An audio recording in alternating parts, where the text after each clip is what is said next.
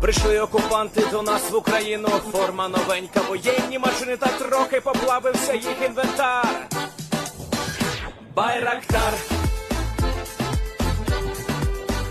Байрактар.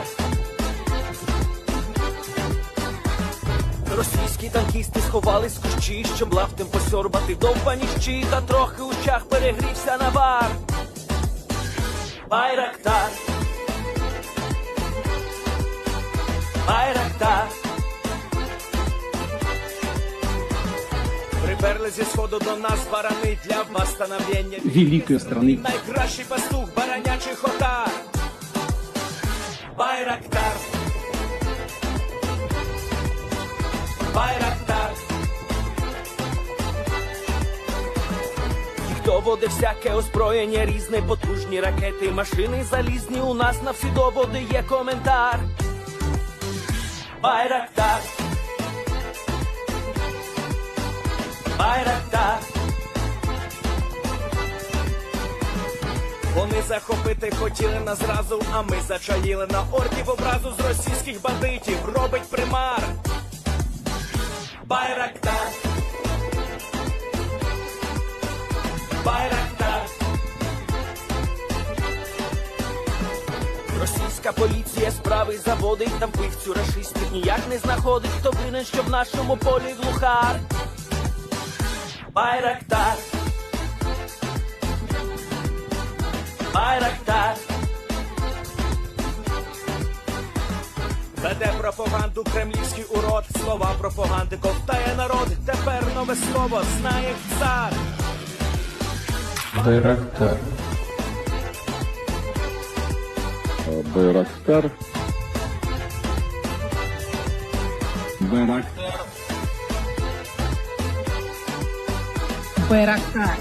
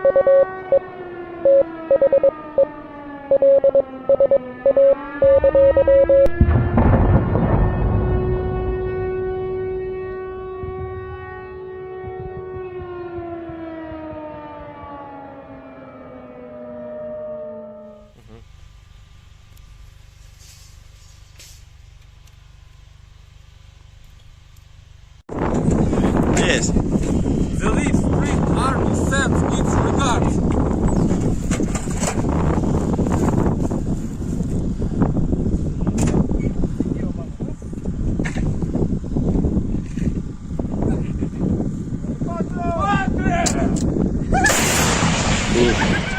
Русский военный корабль. Предлагаю сложить оружие и сдаться.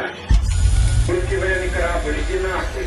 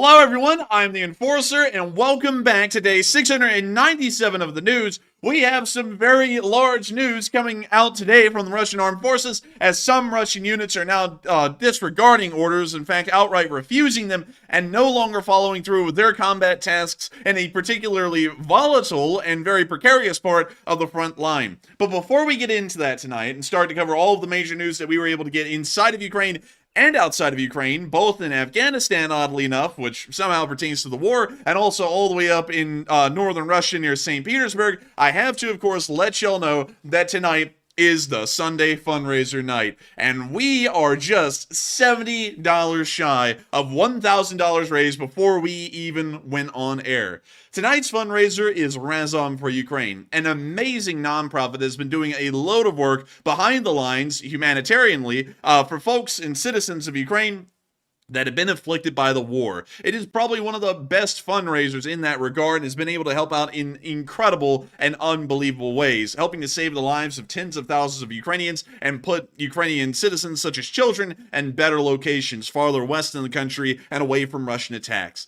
Tonight's fundraiser is meant entirely to raise support and help out Razom for Ukraine to continue to focus on those rear line objectives. So many YouTube channels out here love to focus on what gets them clicks, which is sending drones to the Ukrainian military so that way they are able to attack the Russians at a greater severity, and also so that way they can get a little bit of that action to put on YouTube. Very little do people focus on the very citizens that this war is being fought for, to defend them against a Russian invasion. The Ukrainian government has been put under an extremely large amount of strain trying to take care of both the war and the Ukrainian citizenry. And the Ukrainian citizenry has largely been disregarded in this war in favor of what is, of course, a lot more popular and a lot more thrilling, which is supporting the Ukrainian frontline troops. And that is what this fundraiser is meant to help out with tonight. It is helping out those citizens that the Ukrainian army and the Ukrainian nation are fighting this war for. And so make sure to support Razom for Ukraine, because every single dollar that goes into the fundraiser will be sent directly to Razom for Ukraine. We have a link below taking you directly to Razom for Ukraine's website, and we also have a link taking you directly to Google's website explaining how a YouTube Give fundraiser like the one we're running works and how in the world are the funds operated through Google. But moving on from that fundraiser announcement, and I hope that we see this fundraiser blow up. We are at $1,040, and I know that the Lee Spring Army can make it to that $3,000 goal in no time. And so with that, we are going to be moving on up into the area of St. Petersburg we have to move on to the main news of tonight. We'll be moving on to that second, but we're going to be moving down first and foremost into the area of the Dnipro River. And also, really quickly, let me take care of a bot right there. But we're going to be moving on down into the area of the left bank of the Dnipro River, where Russian forces have begun to refuse their orders outright and are refusing to advance. We've seen that in this area, frontline conditions have been absolutely brutal, not just for the Russians, but for the Ukrainians as well. It is one of the most unique front lines that we see at the moment. It is also one of the most harsh due to its environment. The entire battlefield is situated on the very edge, or in the middle of, the swamps and marshes that make up the Dnipro estuary, right near the city of Kherson. This area is incredibly tough to transport supplies through, and not only that, it is very difficult to have a large amount of forces, either Russian or Ukrainian, fighting at any given moment, making the battles sparse in size and also small in number, but at the same time very brutal whenever these fights occur. Russian forces have been putting out videos recently, such as this one, showing what the frontline situation looks like near the river. And we can see the soldier here and what's frigid temperatures, trudging through this icy slush, and even showing off landmines, TM62 anti-tank mines that are under the slush as he's walking to their frontline position in the estuary.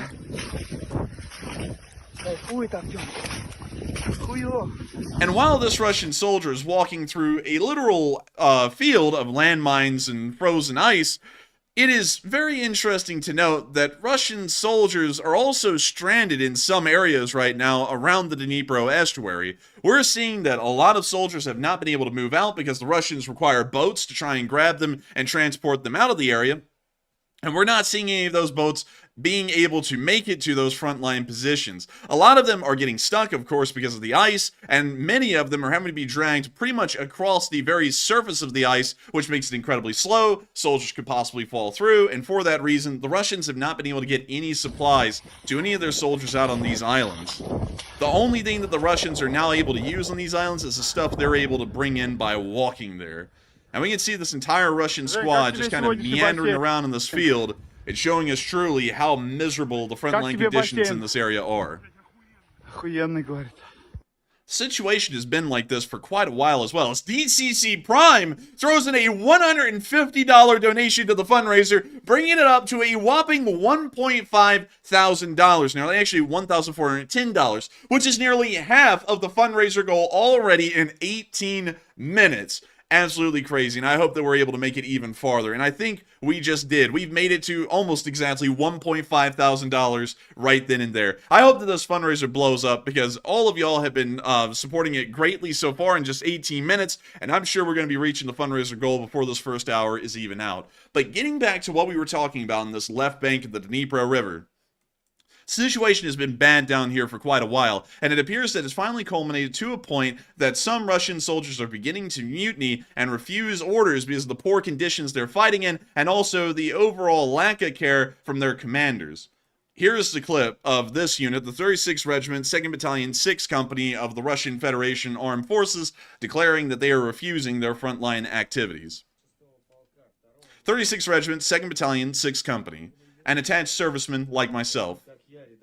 Private telegraphed of the separate comms platoon, at the same time, UAV operator. We're asking Shoigu to look into the ongoing lack of order towards us in Krenki.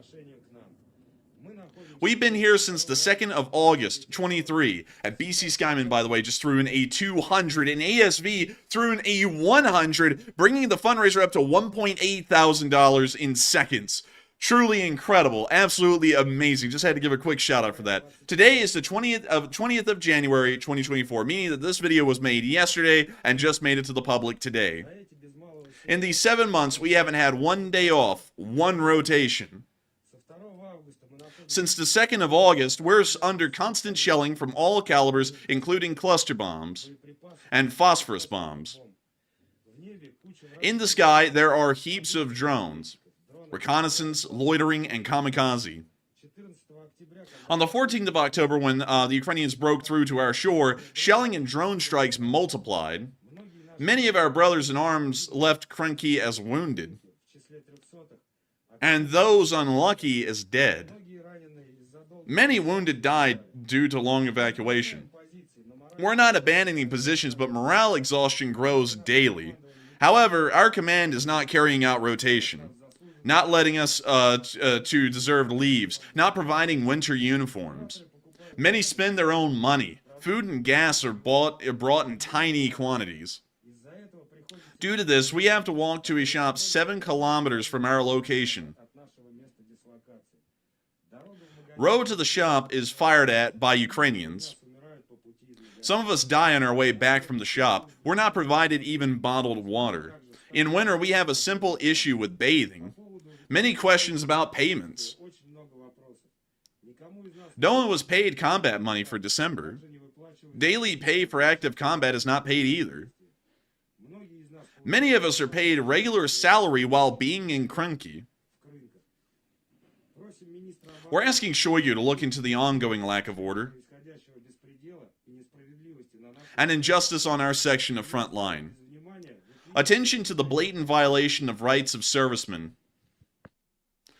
And the video clip ends there with the Russian soldiers whining, now coming to a conclusion, but it's giving us a fair indicator that morale is hitting a very low level here in this area. We've known for a while now that Russian morale in the Kherson area has to be low. It's made up of largely reserve units that are manning this part of the front line. They're being poorly supplied, and on top of that, it is almost on the periphery for the Russian military. Even their AWACS aircraft, like the A-50 mainstays, have now been moved to fly over Krasnodar, where the soldiers, the Russian soldiers of Kherson, cannot even rely on the Russian Air Force to at least give them some command ability to the higher command in Rostov-on-Don quickly, or for that matter, to alert them of any incoming aircraft or projectiles that may be heading their way.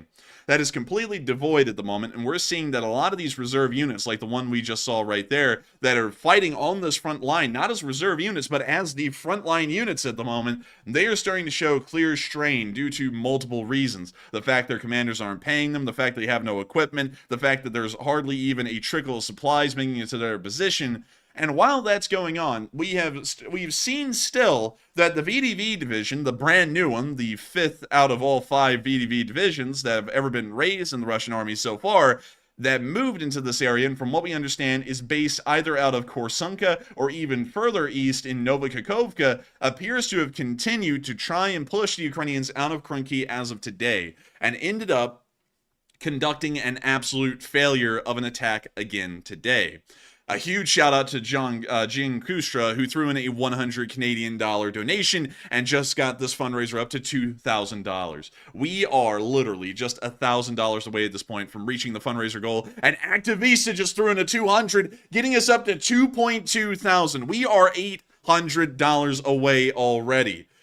I mean, we'll be talking about that in a minute, but I gotta thank everyone who's supporting the fundraiser tonight, because while I'm covering this news, and it is just news like every other day, I hope everyone knows that when I cover news like this, and when we show videos and clips of what's going on these front lines, these are real people that we're talking about. And there are a lot of real Ukrainians, tens of millions of them, that are living in this nation right now that could use the support that y'all are giving to Razom for Ukraine tonight. I always want y'all to keep that in mind, because the impact that this channel actually has through this fundraising is large. Razom for Ukraine is an amazing nonprofit and has done a lot of work in Ukraine. And I hope everyone remembers that tonight with this fundraiser, because every dollar that's sent in, even if it is just a dollar, is helping Razom for Ukraine to take a lot of burden off the shoulders of the Ukrainian government and take care of the humanitarian side of things on their own, leaving the Ukrainian government to focus a lot more on the militaristic aspect of things, or the martial side of things.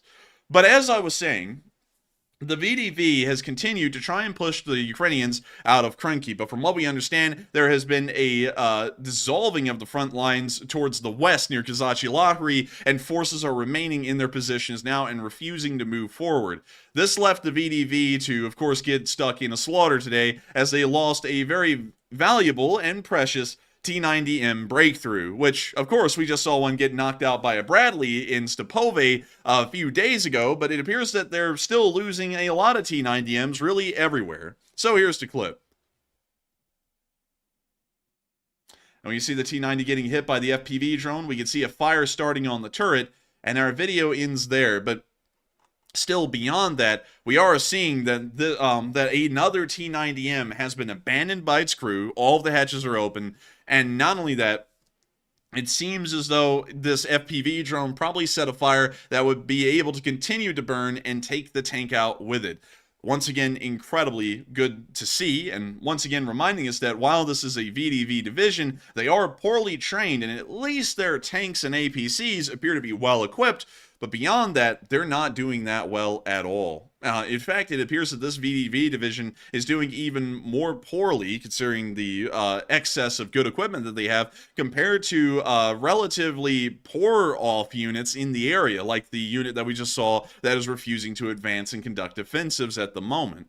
But moving on from that clip and into the general overview of the Kherson front again, things are going badly in the left bank of the Dnipro River for the Russians. It's also a very difficult battle for the Ukrainians, and while I'm harping right now on how badly it's really going for the Russians, we also have to understand that the Russians are getting a little bit of breathing room here in this front line. Unlike others, where if they perform poorly, the Ukrainians could conduct a breakthrough and punch through, like we saw at Balaklia and on the right bank of the Dnipro near the city of Kherson, this front line isn't necessarily conducive to that. It's very hard for the Ukrainians to get supplies over the river and through the marshes to places like Kherson at the moment, and so the Russians are allowed to be a lot more incompetent and a lot poorly put together in this area than they would be in other instances around the rest of the front line, like in the southern front, Donetsk or Luhansk.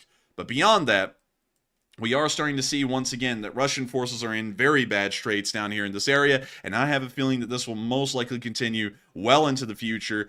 And maybe, possibly, these prevailing conditions for the Russian army will continue to exist by the time the Ukrainians are able to set up a bridgehead across the river and start ferrying over a large amount of equipment and personnel to help out with the defensive, making its way towards Crimea.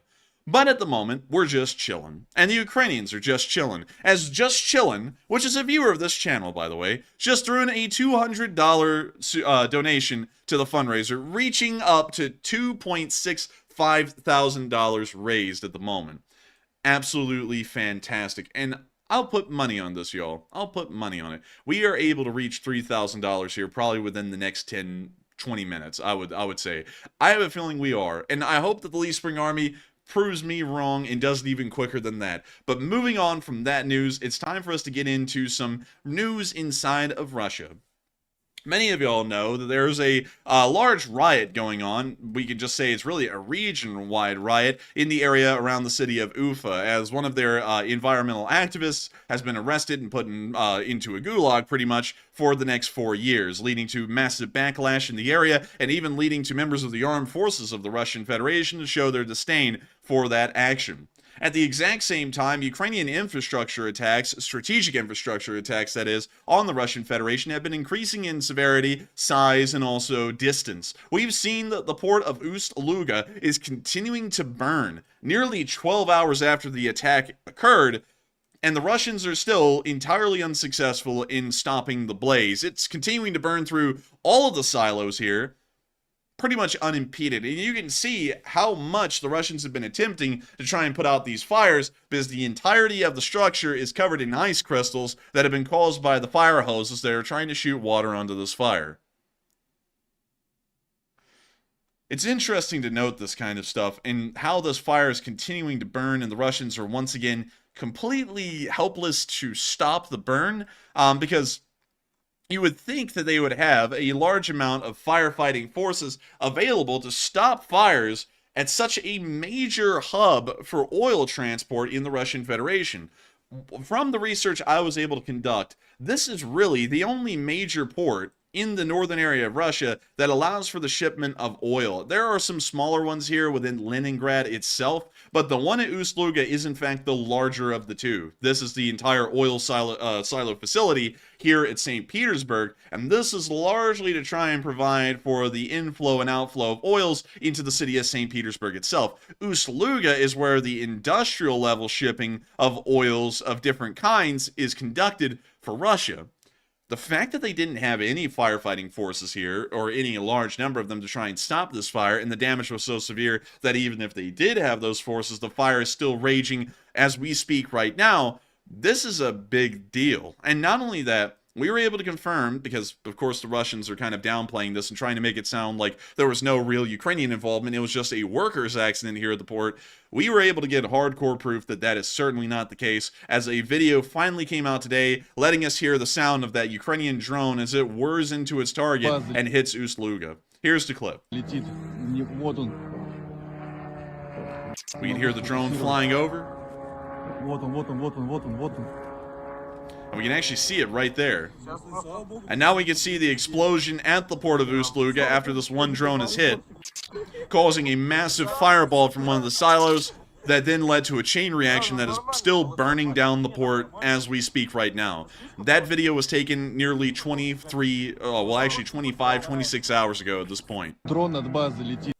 And hold up. Oh my lord, we hit the goal! We just hit $3,000. In fact, we're at $3,129. We have hit the goal for the night. Everyone can take it easy now and take a good long breath, because we have already been able to hit the fundraiser goal. We have hit goal. And I gotta say, this is incredible. I love to see it, love to hear it, and not only that, I'm sure y'all all do as well. We have once again helped out the Ukrainians in securing a lot of humanitarian aids and support. Well, aid, not AIDS, but aid and support to help them out and let the Ukrainian government focus on the war effort. Truly incredible. And we did it in less than 30 minutes. $1,000 a minute at this point. Absolutely incredible. I also want y'all to know, before I continue to cover the news that we have about the Russians today, that the fundraiser is not over. We may have reached that goal, but you can still donate to Razom for Ukraine through this fundraiser if you want to.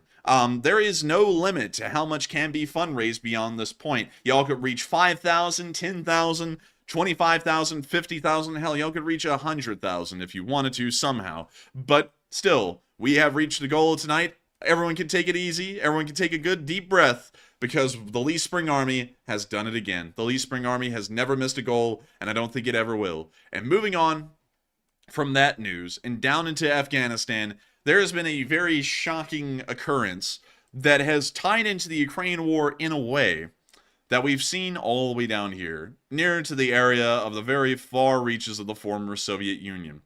A Russian business jet crashed today. It veered off course and ended up slamming into a mountain in northern Afghanistan with a load of Gazprom crew members on board. From what we are told, at least according to official statements, out of the 6 people who were on board, 4 of them have survived the crash. We're assuming that at this point, because there's not really a lot of news and information that's been coming out about this, that this plane crashed due to a lack of aviation components due to the crippling sanctions from the Western nations. And really quickly, let me get that bot real quick. I'm noticing an interesting influx of bots, but we have one video here showing a Russian jet crashing. Well, actually not showing the jet crashing, but showing the jet on the side of the mountain right there. You can see it, and I'll show y'all again. That is the jet right there, or at least that's the parts of the jet that are left. And that's the end of the clip.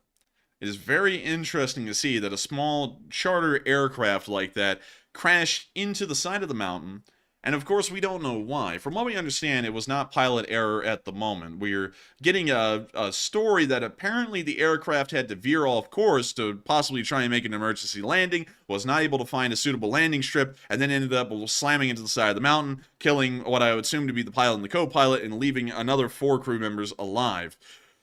This is something that I have to say, I don't think the people on board were assassinated. I'm going to say that right now. I don't think that was a possibility, although it's not out of the question that it was an assassination attempt. I think more so it was an accident that was caused by poor maintenance of the aircraft. It may have been a Western airframe, like a Bombardier or a Learjet or something along those lines, or a Gulfstream, that ended up crashing into that mountain because it did not have the parts it needed. Western sanctions have proved to be a little iffy in their effectiveness, especially when it comes to computer components. But as far as aircraft components are concerned, it is a lot more difficult to move around those sanction hurdles and try and get those parts into Russia. And we're starting to see that that may become the case as aircraft are starting to crash with much higher frequency now that are being flown and originate from the Russian Federation. Beyond that, however, we still do not have a lot of information about that particular crash, but we will be waiting to hopefully get more additional news later on the exact details of the crash, maybe even from Afghan authorities, although I'm doubting that the Taliban has the proper kinds of resources or abilities to figure out what actually happened in that crash. I'm sure they're going to say something along the lines of the last time we saw a flying aircraft was when they were leaving Kabul back in 2021. But moving on from that news and on into the city of Sevastopol, continuing a little bit of our news about what's going on about the Russians and what's going on inside of occupied territory. It once again appears that things are going very poorly for the Russians, even in the occupied areas of Ukraine. Sevastopol, from what we know, is largely without any supply of drinking water. Apparently, the taps or the ability to even produce drinkable water has pretty much run out. The Russian military is having to use supply trucks like the ones we're seeing here, a Euro 4320 tanker, to bring in fresh water from Russia and to try and give it out to the citizenry. According to the citizens that have been interviewed at this moment, the amount of water rations that they are receiving are slim to none, especially not enough to conduct their daily lives properly. And I would have to say that that is probably something that you could expect. The amount of water that the city of Sevastopol would need would actually be quite high. If we're looking at the population of Sevastopol, and let me go pull it up, Sevastopol.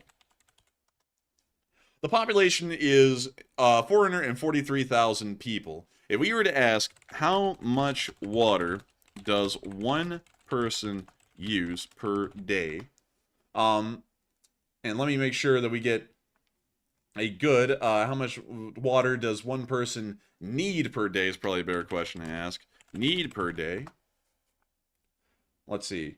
They need about 3.7 liters of fluids a day for men and about 2.7 liters of fluids a day for women. So I would assume that 3.3 would be a good average to go off of. So we have to multiply the number of 443,211 by about 3.3. And that means that it would take 1.5 million liters of water being transported into Sevastopol per day to try and sate the minimum thirst of these citizens, not allowing any water for laundry, not allowing any water for cooking. This is just water for these citizens to drink, so that way they may be able to try and survive another day. If the entire city is without water, this task is going to be completely daunting.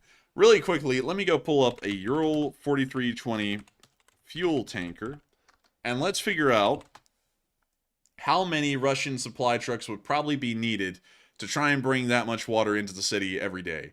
So, let's see, Euro 4320, Euro 4320. Do we have any liter measurements for the 4320? It doesn't appear that we have it right there.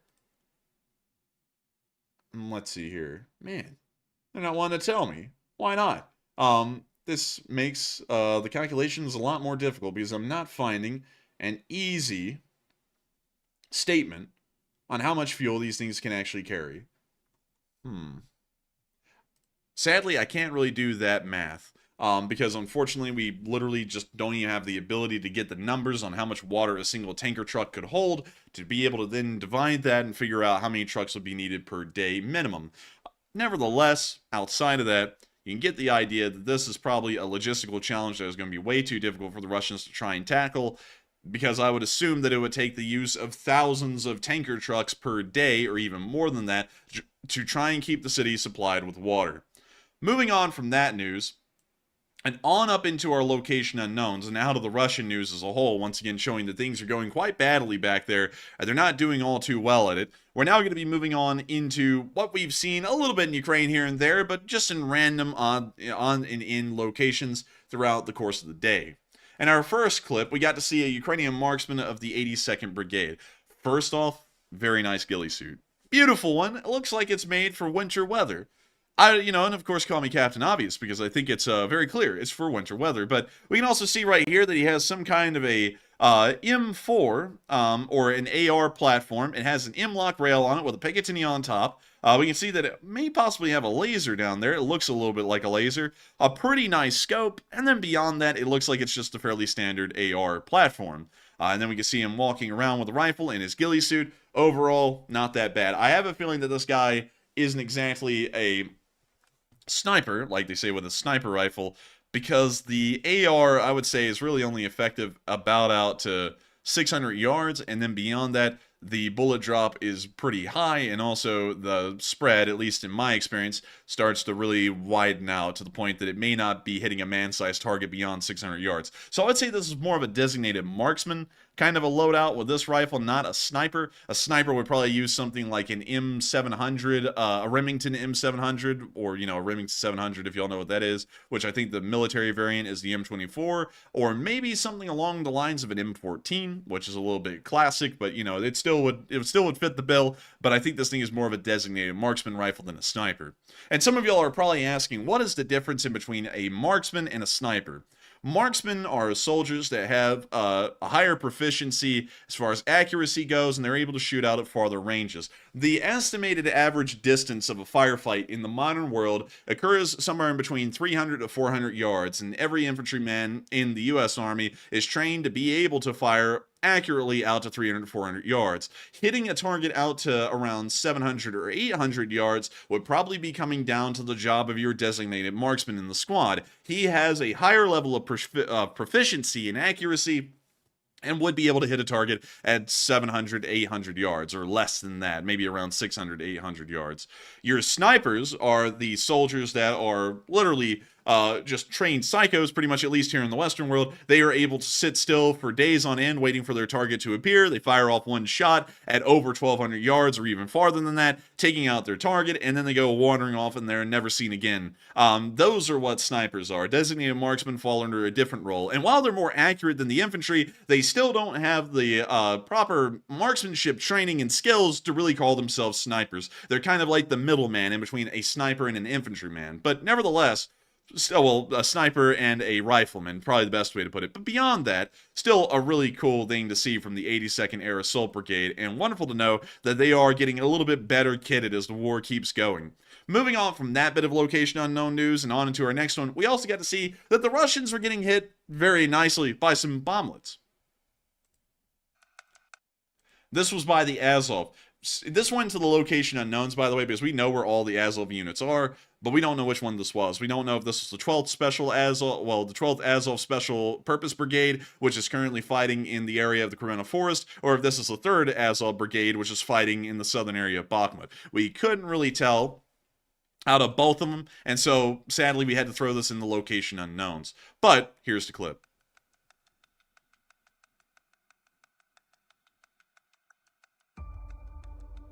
Where you see them hitting their target right there.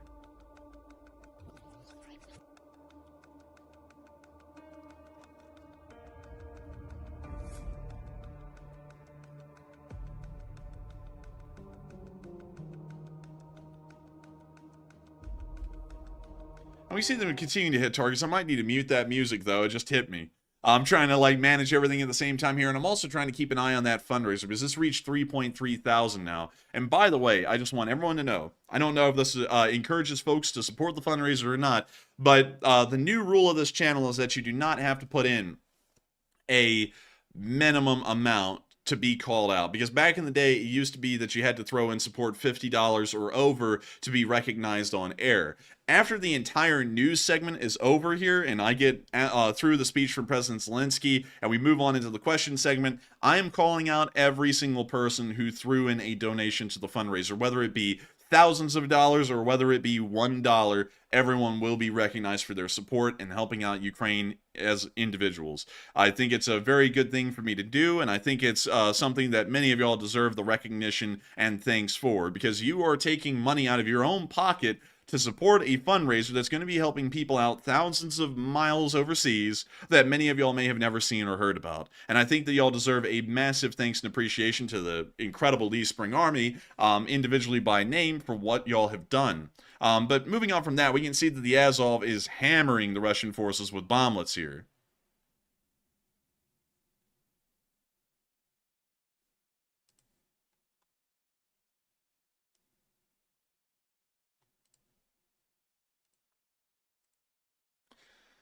You see them hitting behind what I'm guessing is UAZ, and it appears to be an entire cluster of Russians. Looks like several of them got taken out pretty quickly.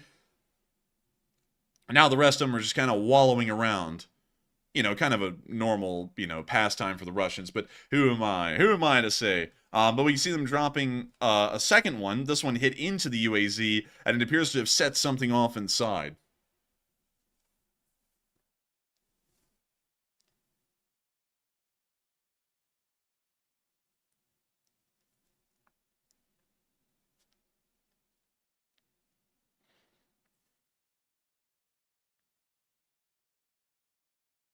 And John, you are correct for the US standard, but I was trying to go with a overall, overview standard, because everyone doesn't follow the US standard. The British, the Germans, the French, and every other NATO country have a slightly different sniper, standards for their snipers.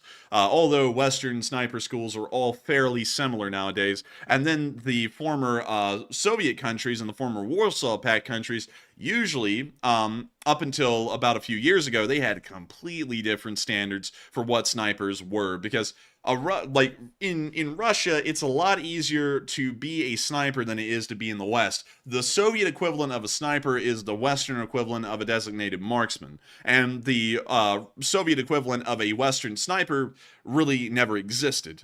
They just didn't have a role for that in the Russian, in the Soviet forces. So there really is no comparable way to say that a Soviet sniper is similar to a Western sniper, an American sniper, because American snipers were trained to shoot way farther than a Russian sniper would ever be trained to shoot. The Russian snipers were literally just designated marksmen. They would use an SVD or a similar kind of rifle like a Mosin-Nagant, which was kind of the sniper rifle until it was replaced by the SVD, and they would fire about accurately up to about 800 yards. And that's what a designated marksman here in the US military would be able to do. So with that, I hope that shares a little bit of info on the differences in between the kind of sniper qualifications, and then when you get into that, it's a whole can of worms. But with that, very interesting to watch the Azov continue to hit Russian forces all over. And moving on to our next clip, we also got to see what appears to be the modern Cav.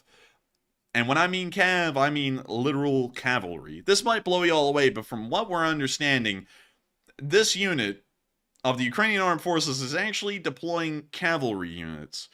Actual horse units. Now, this is something a little bit crazy to me, and I guess it's to try and give a little bit of extra mobility to the soldiers, but this is no joke. They're literally deploying real-life cavalry to the battlefield. I don't know if this is a good idea or not. I actually feel like this isn't that bad of an idea, but at the same time, it is insane to see Ukrainian soldiers riding on horseback into the battlefield. And from what we know, the horseback, well, these horse units are not going to be your old-fashioned shock cavalry, charging into Russian positions with swords and the like. These are anti-tank units, and so whenever they don't have Humvees or whenever the terrain is largely inaccessible to a vehicle, they're going to be using the horses to move the infantry into position with their equipment, fire off their AT rounds, and then leave. The horses actually do have a little bit of an advantage over the vehicles because horses are able to deal with more strenuous terrain than vehicles can, although still they are slower than the vehicle in almost every other instance outside of more difficult terrain. I'm going to be waiting to see real footage come out of this unit using horseback troops because it's going to be wild to see that. We're seeing the literal return of cavalry in the 21st century. And Enhanced said it's light cav. Yeah, that's it. Yeah, I guess it's light cav. But man, I mean, that is wild. Hopefully these horses don't get hurt though, because I have a feeling that they probably would become the targets of FPV drones if they're seen near the front lines. But overall, beyond the risk to the horses, because the risk is of course there for the soldiers as well. I wonder how effective this really is going to be. But hey, you got to give it to the Ukrainians. They certainly are pulling everything out of the woodworks to try and continue to fight this war. And it's interesting to see that the Ukrainians are really returning to the Cossack roots all the way. I mean, no doubt about it. This is about as Cossack as one can get.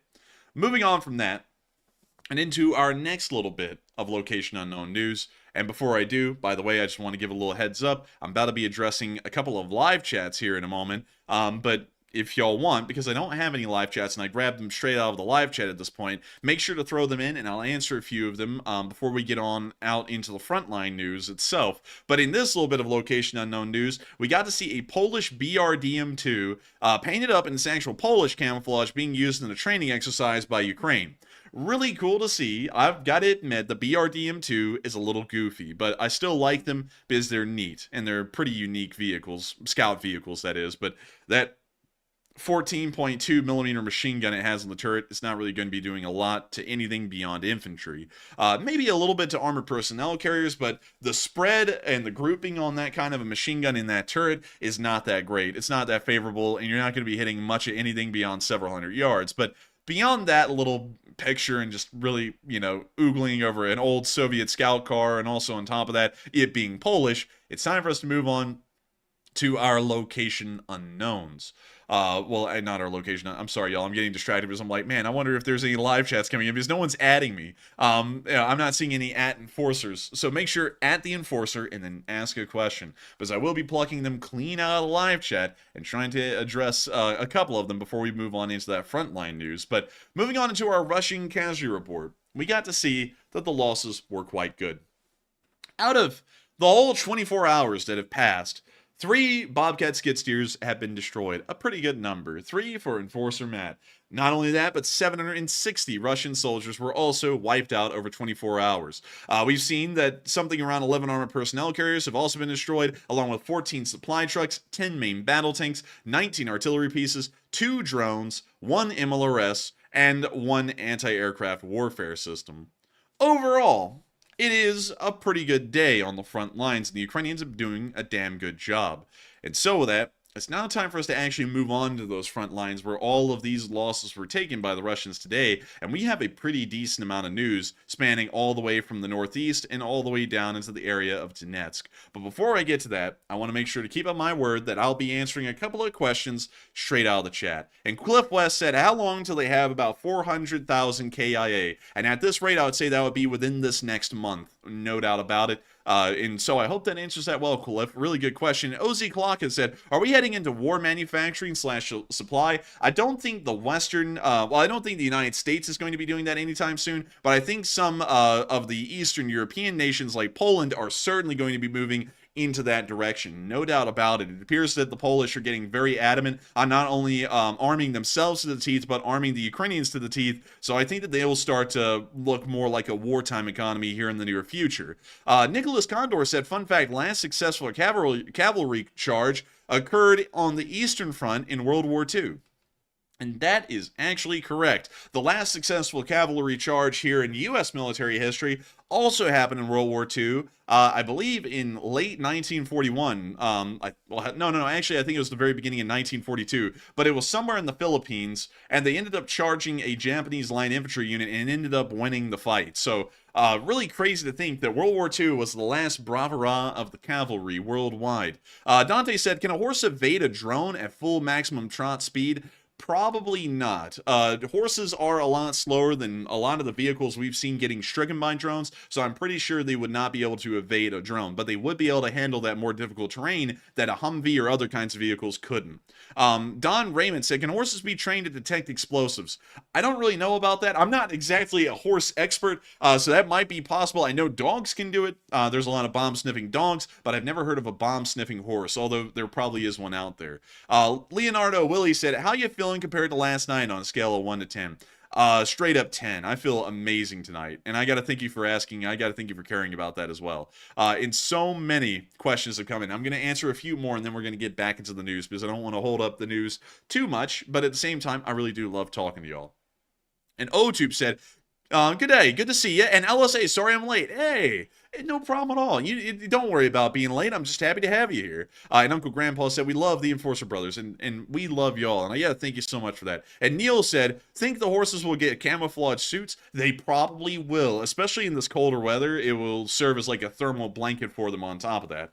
Bernard Rubin said, "Do they fire the ATGM from horseback? And when the ATGM startle the horses?" Yes, the ATGM, if the horses are not broken in, will probably startle them. But I'm having a feeling that they probably use the horses to get into position and then they dismount, operate the ATGM equipment, and then they mount the horses and then leave. I have a feeling they're probably not firing it from horseback because a lot could go wrong and that could be very dangerous. But with that, I hope that does address that well. And thank you, BC Skyman, for the kind words. And to, let's see, answer one last question. And I want to make sure this one's actually from a new viewer that I haven't answered a lot of questions for. And let's see, there is actually a few of y'all, and I'm so sorry, I'll only be able to get to one of them. But let's see here. This one is from Patrick Finnegan, and he said, "Enforcer, do you think a horse could juke an FOV drone?" That's going to be a tough one. I think that would be very difficult for a horse to juke a drone. That would really matter about the skill of the horseman and also the agility of the horse as well. It might be able to do it, but I have a feeling that the shrapnel would probably damage the horse's legs. Horse legs are very fragile, very susceptible to damage, and once that leg is taken out at all, even if it just gets nicked by shrapnel, that horse is probably a goner. And some people, just to talk about this, because a lot of people are like, "Oh, it's terrible," because whenever a horse's leg gets, damaged or broken, the joke is around the world that thing is getting a shotgun, to the face. And that's just a joke. And a lot of people go, "Oh my God, that is so cruel and heartless." But the thing is that with horses, if one of their legs is broken, they are pretty much already going to die a miserable death anyway. So, there's really no alternative unless if that leg can actually mend and be completely usable again. Horses pretty much have to be put down once they receive any kind of damage to their legs. Otherwise, it's going to be a terrible death for that horse. It's going to be months of agony, and then it'll finally die. So that's why that happens. And also, that's why if a horse was able to juke a drone, the shrapnel may still take it out, just because the horse's legs are so fragile and so susceptible to damage, much like that drone would probably impart onto it. But with that, I hope that does address that question well. And I see so many of y'all. The chat has been going so fast. So many of y'all have been throwing in so many interesting things. And I wish I could talk to y'all a lot more and get into it a whole great deal more. But I want to make sure that we're able to get through the rest of the news. And then we'll all be able to sit back and talk for a good while once I get through the rest of this frontline news. So if you have a question and I was not able to answer it, hang tight. And when we get through the rest of the news, make sure to throw it in again, because hopefully I'll be able to address as many, if not all of them, that I can. Tonight, you don't even have to throw in a super chat to have a question answered at all. Tonight is completely free to watch. There's not even a chance of supporting the channel, because whenever we run a fundraiser, it completely stops the ability of anyone to support the channel. But with that, It is time for us to move on into that frontline news, starting off in the area near Vilshana, where we got to see that the Russians have apparently run out of stuff to throw at drones, so now they're starting to throw snowballs. And here's the clip.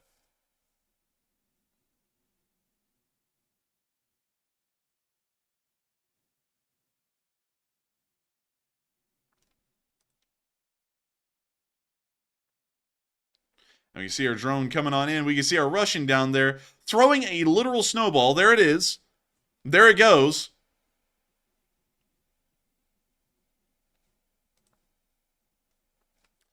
And it didn't work. it didn't work. But that's the end of the clip. Looks like that Ukrainian attack was quite successful. The snowball, however, very unsuccessful. Moving on from that and into our next clip, a little bit further down towards Kuzmivka, it appears that the 57th Brigade has been using one of their 2S1 Gazivkas to fire onto Russian positions in the area. Front lines have not really been that mobile in this part of the front, in this part of the front, really. Ever since the Balaklia counteroffensive of mid-2022 in the summer, we have not seen this front line move much at all beyond that. However, the Ukrainians are ensuring that Russian forces are not able to take it easy in this part of the front and still trying to inflict casualties and losses onto them, so that way this is not a part of the front where the Russians can go, oh yeah, we can send forces here to replenish and recuperate. They still will take losses even here. And I'm going to have to mute that, but we can see the Gazivka firing.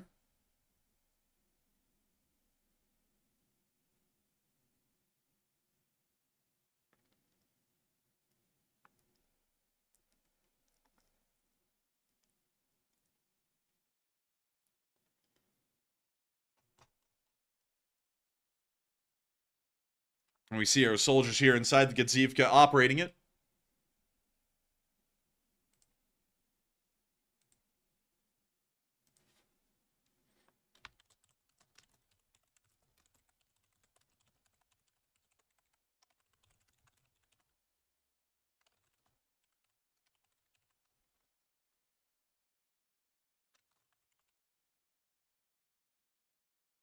We see the Gazivka's on the move again.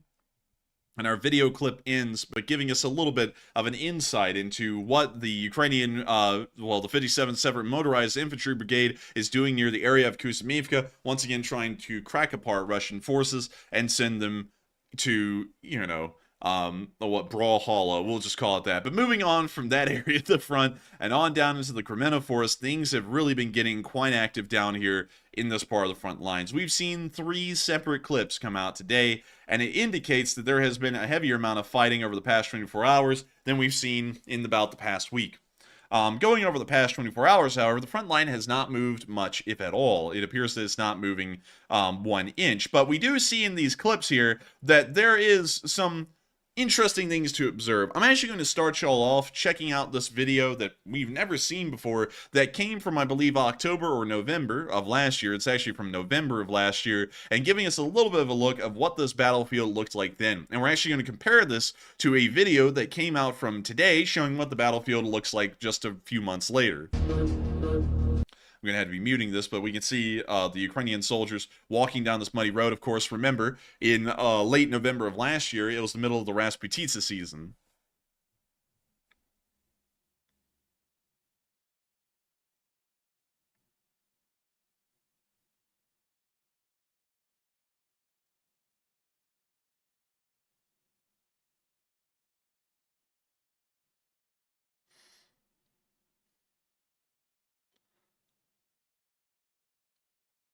We see this guy's got the propane tank biz. He's going to be putting down that propane on the Russians.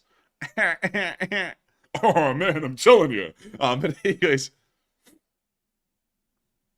And also, Christian Cruz, I did not say Valhalla. I said Brawlhalla. Entirely different thing. You go down there when you get your ass beat. But anyways.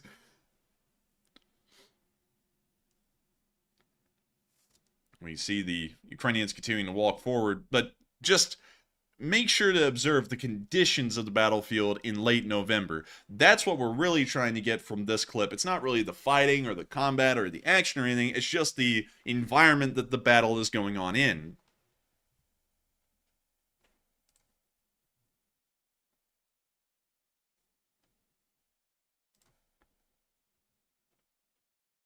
We see Ukrainian BMP driving on by, laden with troops. And I'm going to be ending this clip here because the rest of it's really just like the first part of it, just showing the ambience of the battlefield and showing the conditions. Now, here is a video that came from today showing what the battle is looking like as of right now, a few months later.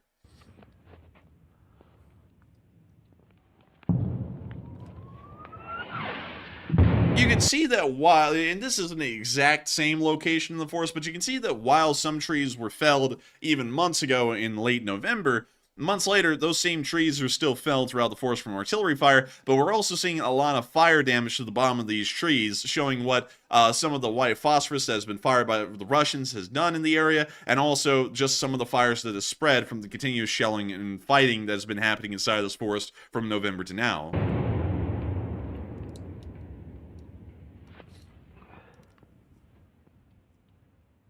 We see our Ukrainian soldier here looking out of his dugout and letting us hear the sounds of the artillery whizzing over.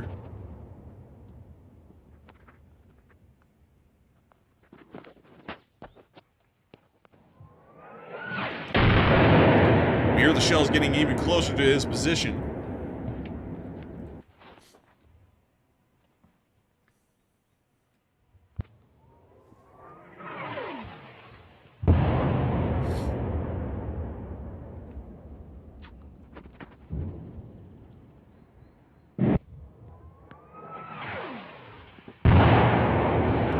Still hear the Russian artillery consistently hammering a position a little ways away. We actually see that shell exploding in front of the Ukrainian position.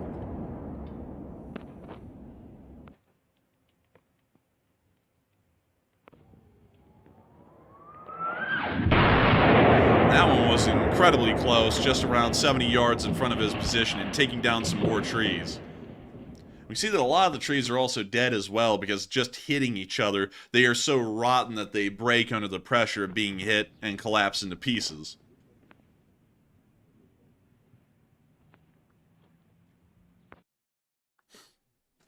I gotta tell you, it is a rough thing to be in this area of the front lines. This forest poses a different kind of a battlefield than we've ever seen in Ukraine before.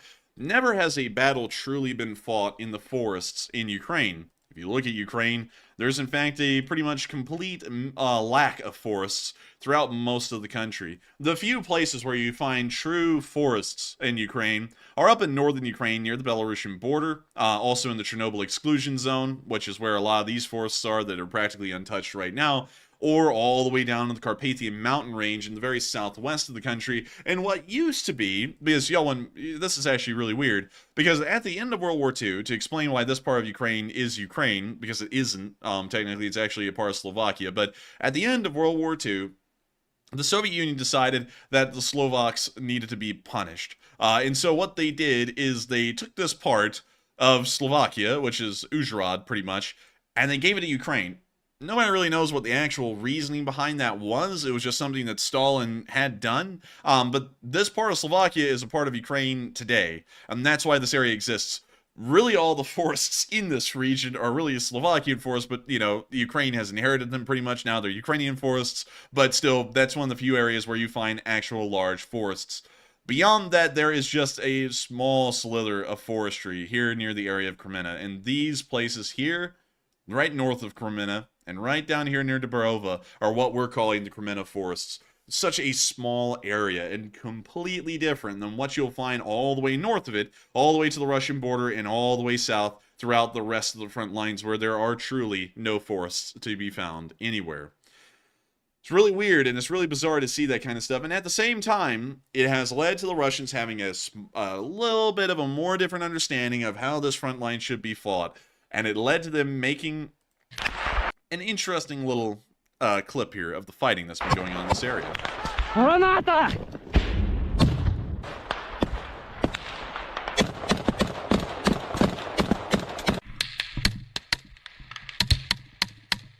Давай, давай, давай! Граната!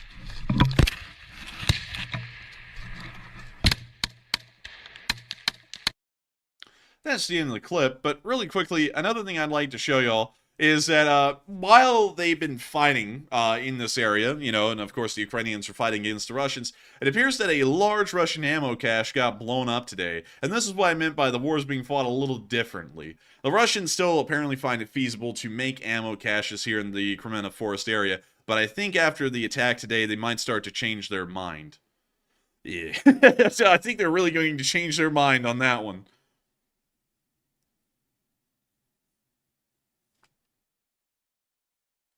Overall, things appear to have been going quite well for the Ukrainians in the Kremenna Forest today, although still, no frontline changes have actually been noted or truly recorded in that area. Moving on from that and down into the area of Dubova-Vasilivka, we also got to see a clip from a Russian BMD-2 assaulting in the northeastern area of Bakhmut. We don't really know a lot more about this clip. We don't really know if this BMD has survived long, but we do know that this clip came out quite recently and is showing this BMD-2 rushing onto what we assume is a Ukrainian position, but we don't really know a lot more than that about the context of this clip.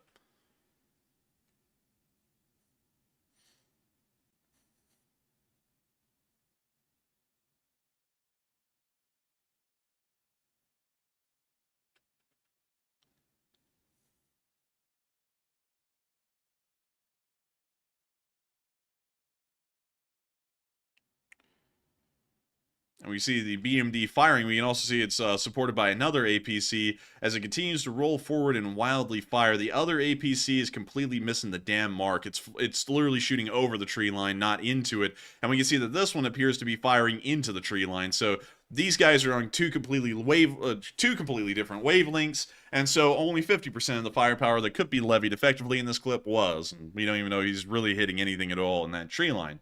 But moving on from that clip from the Russians, one of the few that we've ever really shown recently on this channel from the Russian side, it's time for us to get down towards Klishkivka, where we could see a Ukrainian assault on Russian forces being conducted by the 2nd Platoon, 3rd Assault Company of the 3rd Azov Brigade. You see the back of the APC opening as the troops disembark.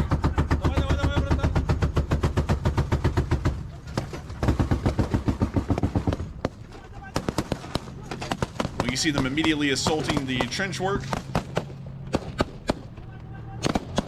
And they are going.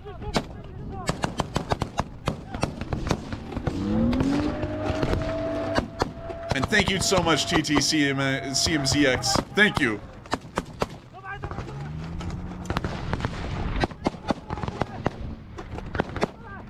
See them continuing to run forward, rapidly assaulting Russian positions, really giving almost no time for the Russians to react. Really emphasizing those kind of trench raider-like aspects that are needed in a unit like the 3rd Brigade.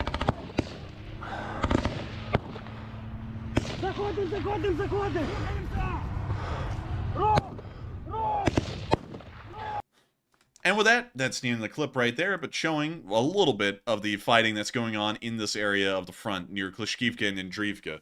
But beyond that, we didn't really see any frontline changes in Bakhmut over the past 24 hours. But once again, like other areas of the front line, it does appear that the Ukrainians are once again trying to assert the initiative and take the upper hand away from the Russians and give it to themselves. Moving on from that clip, though, and into the area of Avdiivka, Avdiivka has been a very active battlefield over the past 24 hours as far as video evidence goes. Over the past 24 hours, we've seen that the front lines have changed minimally, and in fact, it appears that the Ukrainians are still in clear control of the city and the flanks to the north and the west. We've seen that in the direction of Stepove, there have been some soldiers of the 47th Brigade doing some things. Really just showing us what the fighting is looking like in this area. Что? Новый год, блин.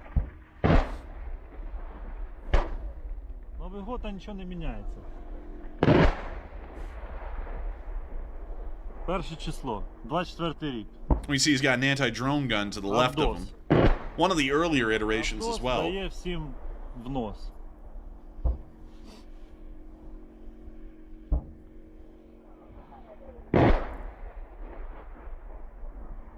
Красота. Красота. Шампанське випили, можна і постріляти, да, Стас?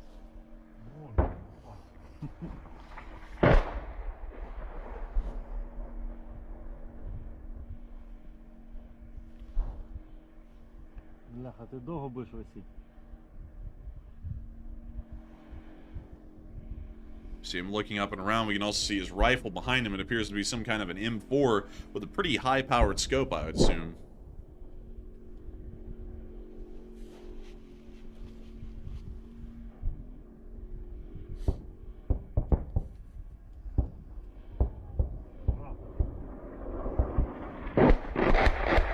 You see the soldier getting down for a second.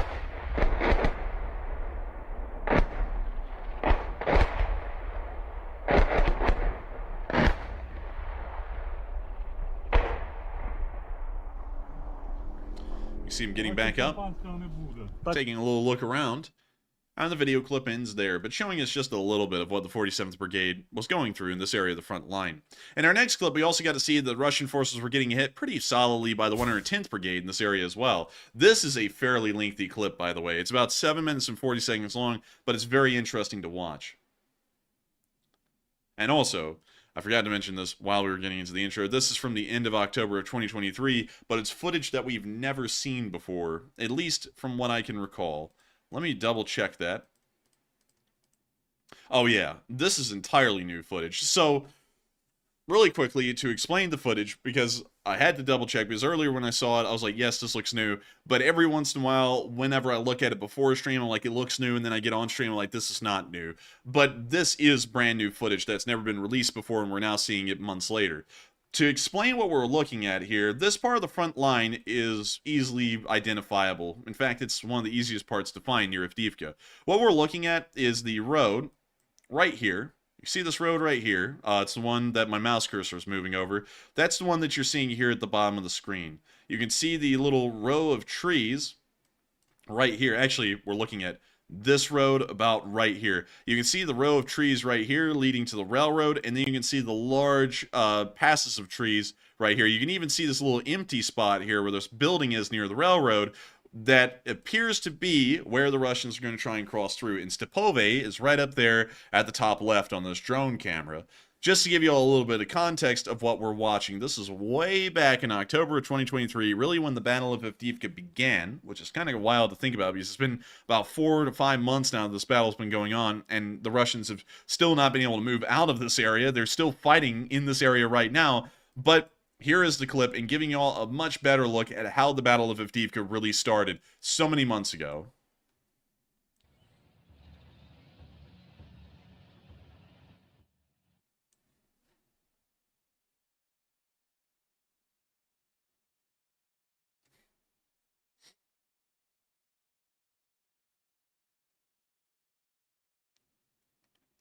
And we see this massive Russian column advancing onto the outskirts of Avdiivka.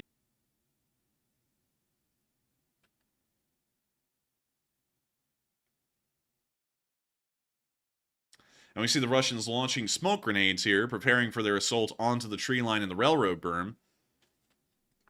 And also, it seems as though y'all are saying that there is lag.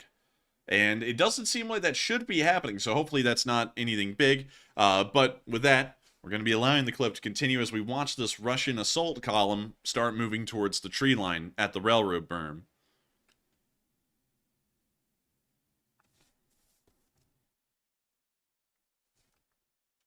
I'm going to have muting that. I was just making sure that there wasn't any music.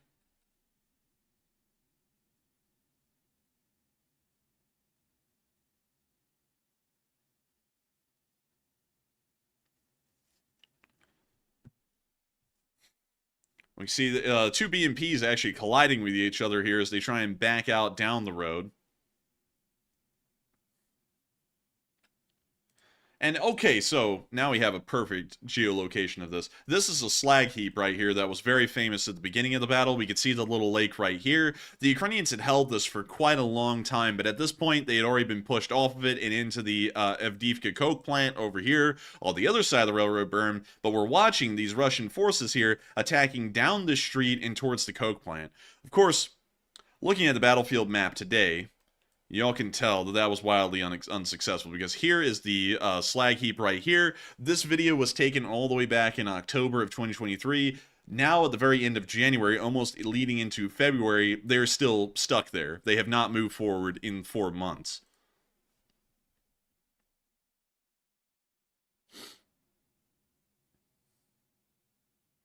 But we can see our BMPs holding the area. We can see what appears to be maybe an artillery shell, a mortar round that's landed near the column.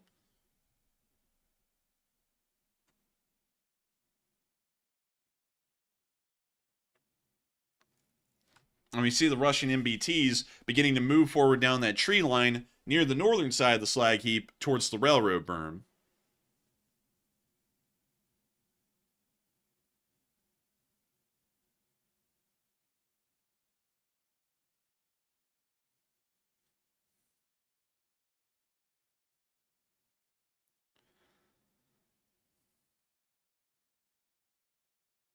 And that caption could not be any less wrong, well, any less correct. This is probably the largest battle of Ukraine so far, even beating out Bakhmut in scale. One of the BMPs has already been knocked out at this point in the video, and we're watching the Russian smoke dissipating as their attack is beginning to falter.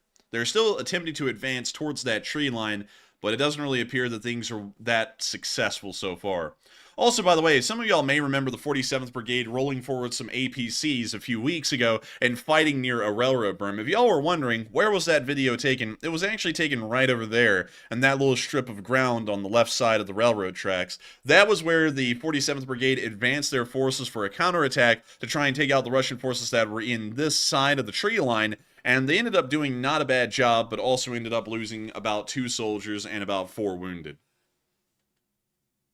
Another BMP has now been lost at this point in the attack. The Russian attack column appears to be wavering, while the MBTs are still trying to provide some fire support, although we just saw one of the shots placed, and it landed in the middle of the field, not on target.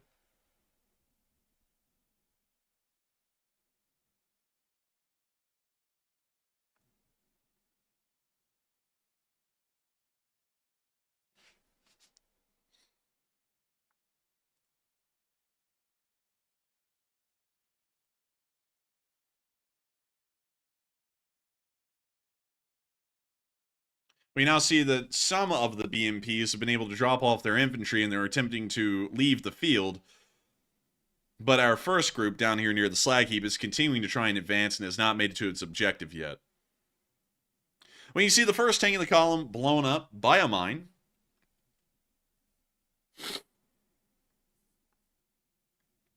the rest of the column appears to have come to a stop, probably because they've just lost contact with the command vehicle that may have been in the front of that unit, and they're now trying to figure out what in the world is going to happen next.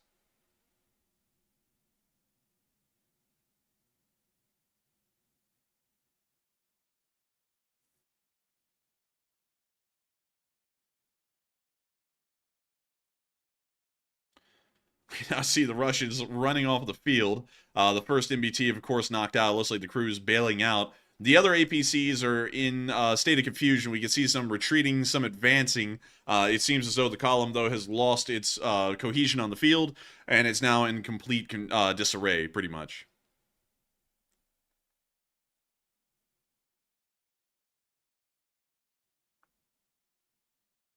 Now we can see the second tank got blown up by the mine, so now the APCs are all alone on the field, and there are no tanks to support them.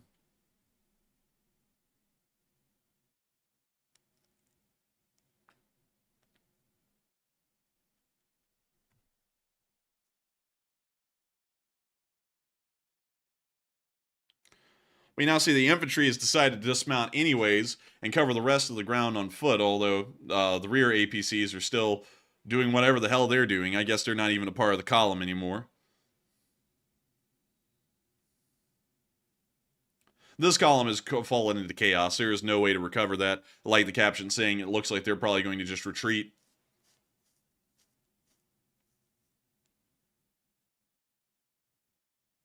We now see that the infantry have been given the order to dismount and continue to advance towards the railroad tracks on foot beyond this point, without the support of any armor or armor personnel carriers.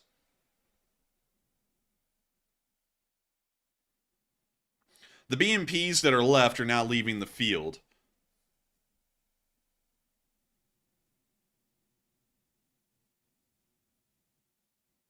The 2 tanks are left there to rot.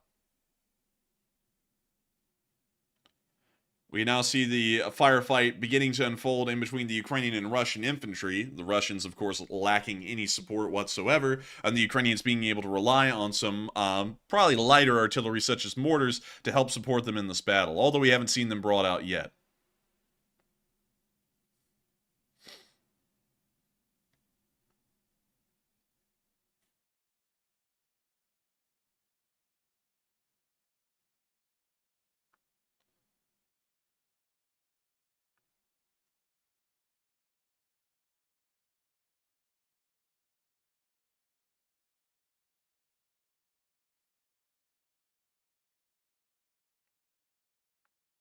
You see them now talking about a second wave coming in, and that's the end of this clip of the video. Just showing y'all a little bit of what happened way back months ago that we didn't really get to see back then because the videos had not come out. But moving on from that and into our next clip, we also got to see the 110th in the present day hitting some Russian tanks in Avdiivka. So here's the clip. I'm going to be muting that.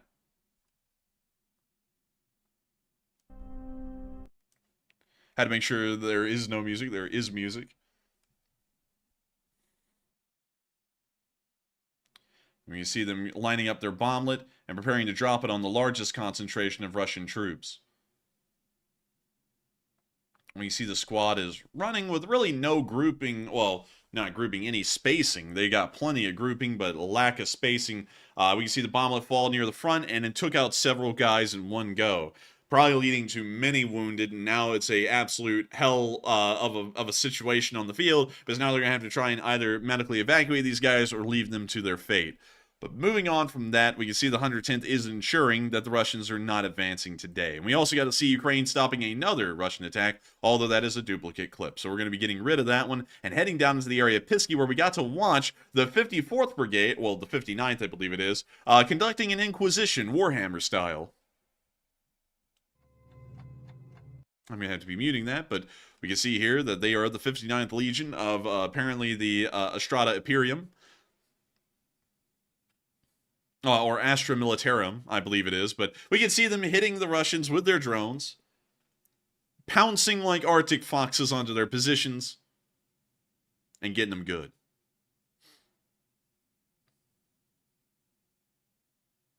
V. Hugh asked, why do you call yourself the Enforcer?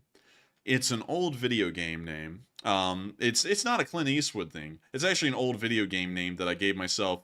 And when this was a gaming channel, it was called after my in-game name, The Enforcer, and then it just stuck. And I decided instead of trying to change the name to something quirky, you know, like, you know, I Love Ukraine or something, I was like, you know what, I'll just keep the name The Enforcer and I'll just cover the news with that name. But still, with that, I hope that does address your question well as to why I'm called The Enforcer. It has nothing to do with me, like, imagining myself to be a badass or anything. It was just my in-game name, and I just kept it and moved it over here to YouTube. But with that, we're moving on into our next one, where we got to see down near Krasnoyarivka, the Ukrainians were conducting some attacks on the Russians on the Eastern Front with their Mi-8s.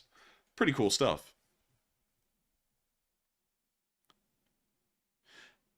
And everyone knows that the Emperor protects. Everyone knows that. That is a standard knowing. It's knowledge. And we all know that knowledge is forbidden because the Chaos Gods could get a hold of you if you try and exercise any deal of knowledge or learn anything new. But we can see these Mi-8s here working hard.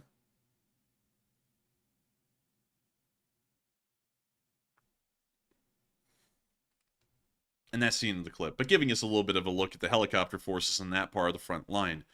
Moving on from that and out of the southern front, that's actually all the news we had from north to south on the eastern front, and we had nothing today from the southern front. The southern front has once again begun to be a very quiet area. It was before the summer offensive of 2023. It still is, and it appears that it may remain that way because this area is so heavily buttoned down now by both sides. Neither one will probably be able to conduct a successful offensive here without taking incredibly high losses or getting very small gains, one or the other.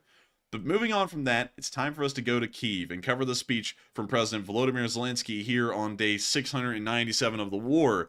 And so, without further ado, here is the speech. And let me make sure that it's... All right, here we go. Дорогі українці, українки, завершиться ще один тиждень цієї війни. І наших активних дій, нашої оборони. Від початку лише цієї доби вже близько 60 боїв. Найбільш інтенсивно Авдіївський напрямок, також Бахмутський, Мар'їнський, Куп'янський, південь нашої держави. Було більше ніж 50 російських обстрілів тільки із реактивних систем залпового вогню, а ще десятки авіаційних та ракетних ударів. За один цей день російські нелюди обстріляли понад 100 міст, містечок наших сіл українських у 9 областях від Чернігівщини до Сумщини, Миколаївщина, Кіровоградщина, наші області. Особливо жорстокі російські удари по Донеччині. На жаль, є поранені, є загиблі. Мої співчуття усім, хто втратив рідних, близьких. За весь цей терор Росія буде відповідати і повинна відповісти. Без рішень Москви про початок цієї агресії, цього терору були б живі зараз тисячі і тисячі людей. І тому так важливо притягти Росію до повноцінної, справедливої відповідальності на усіх рівнях. Навіть індивідуальному, щоб кожен воєнний злочинець відповідав, кожен терорист. І на рівні всієї держави-терориста, її активами і можливостями. Росія повинна відчути і запам'ятати назавжди, що найбільше від агресії втрачає саме агресор. Я вдячний кожному, хто наближає відповідальність Росії всіма способами, і воєнними, і санкційними, і юридичними, і політичними. І ми вже визначили наші українські пріоритети на наступні тижні, чітко бачимо завдання і по пакетах, які посилять наші позиції на фронті, і по політичній взаємодії з партнерами, і по тому, що потрібно для фінансової стійкості України. Особливий напрямок – це Євросоюз, відносини з найближчими сусідами. Ми готуємо більше взаємодії та нову комунікацію, нові важливі перемовини.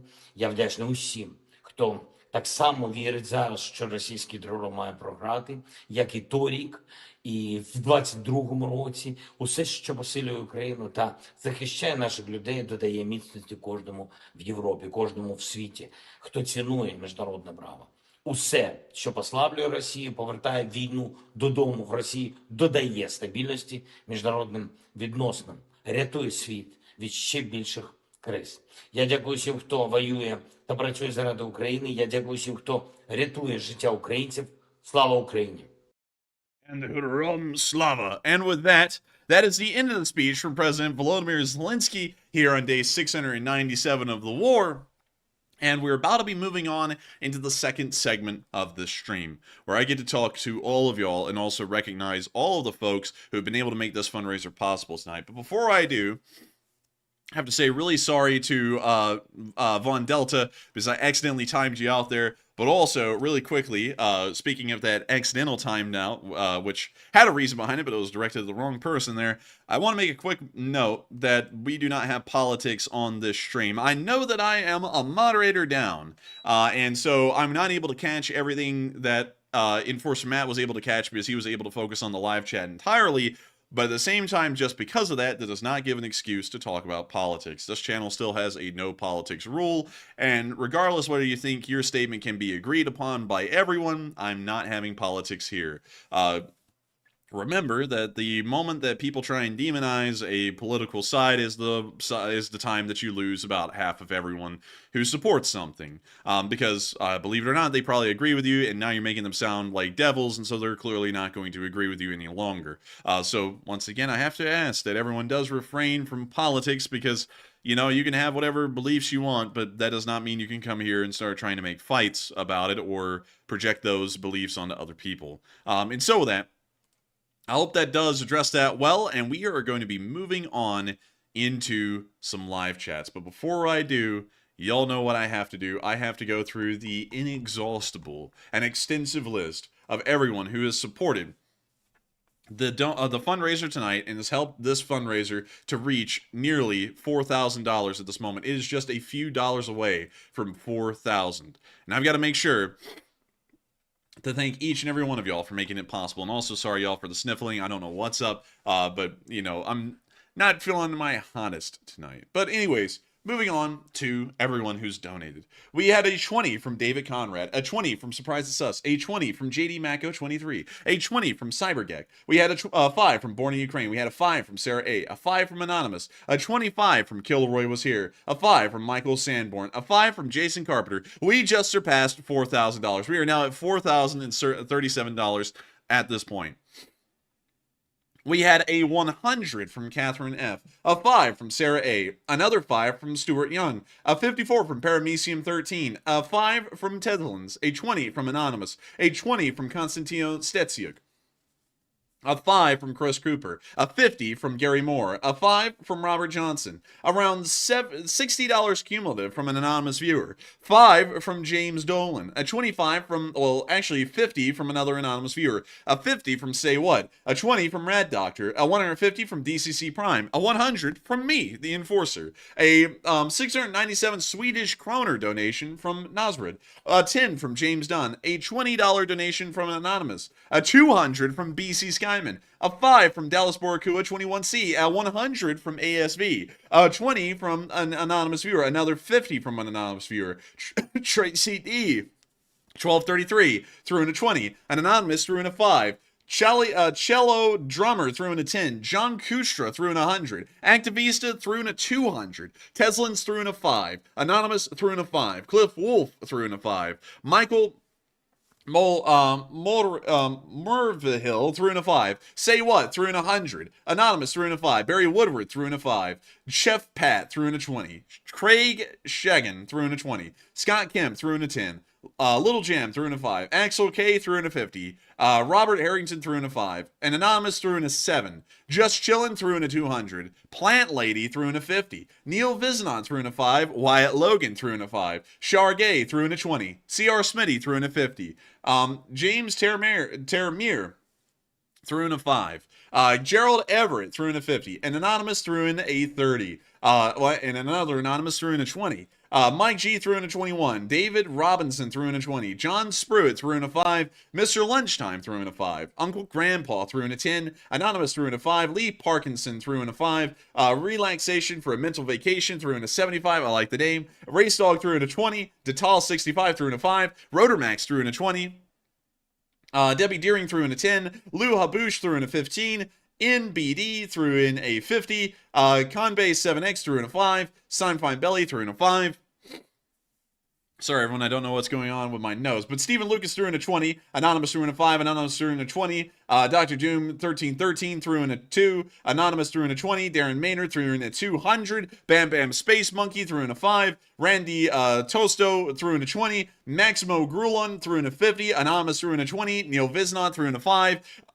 Clint Blah Blah threw in a 20. George Priv threw in a 20. Vandershear threw in a 5. Skip Tracer threw in a 50. Butchie 777 threw in a 20. BC Skyman put in a 50. And then last but not least, Reactor Bob, who was the last donation so far, threw in a 50.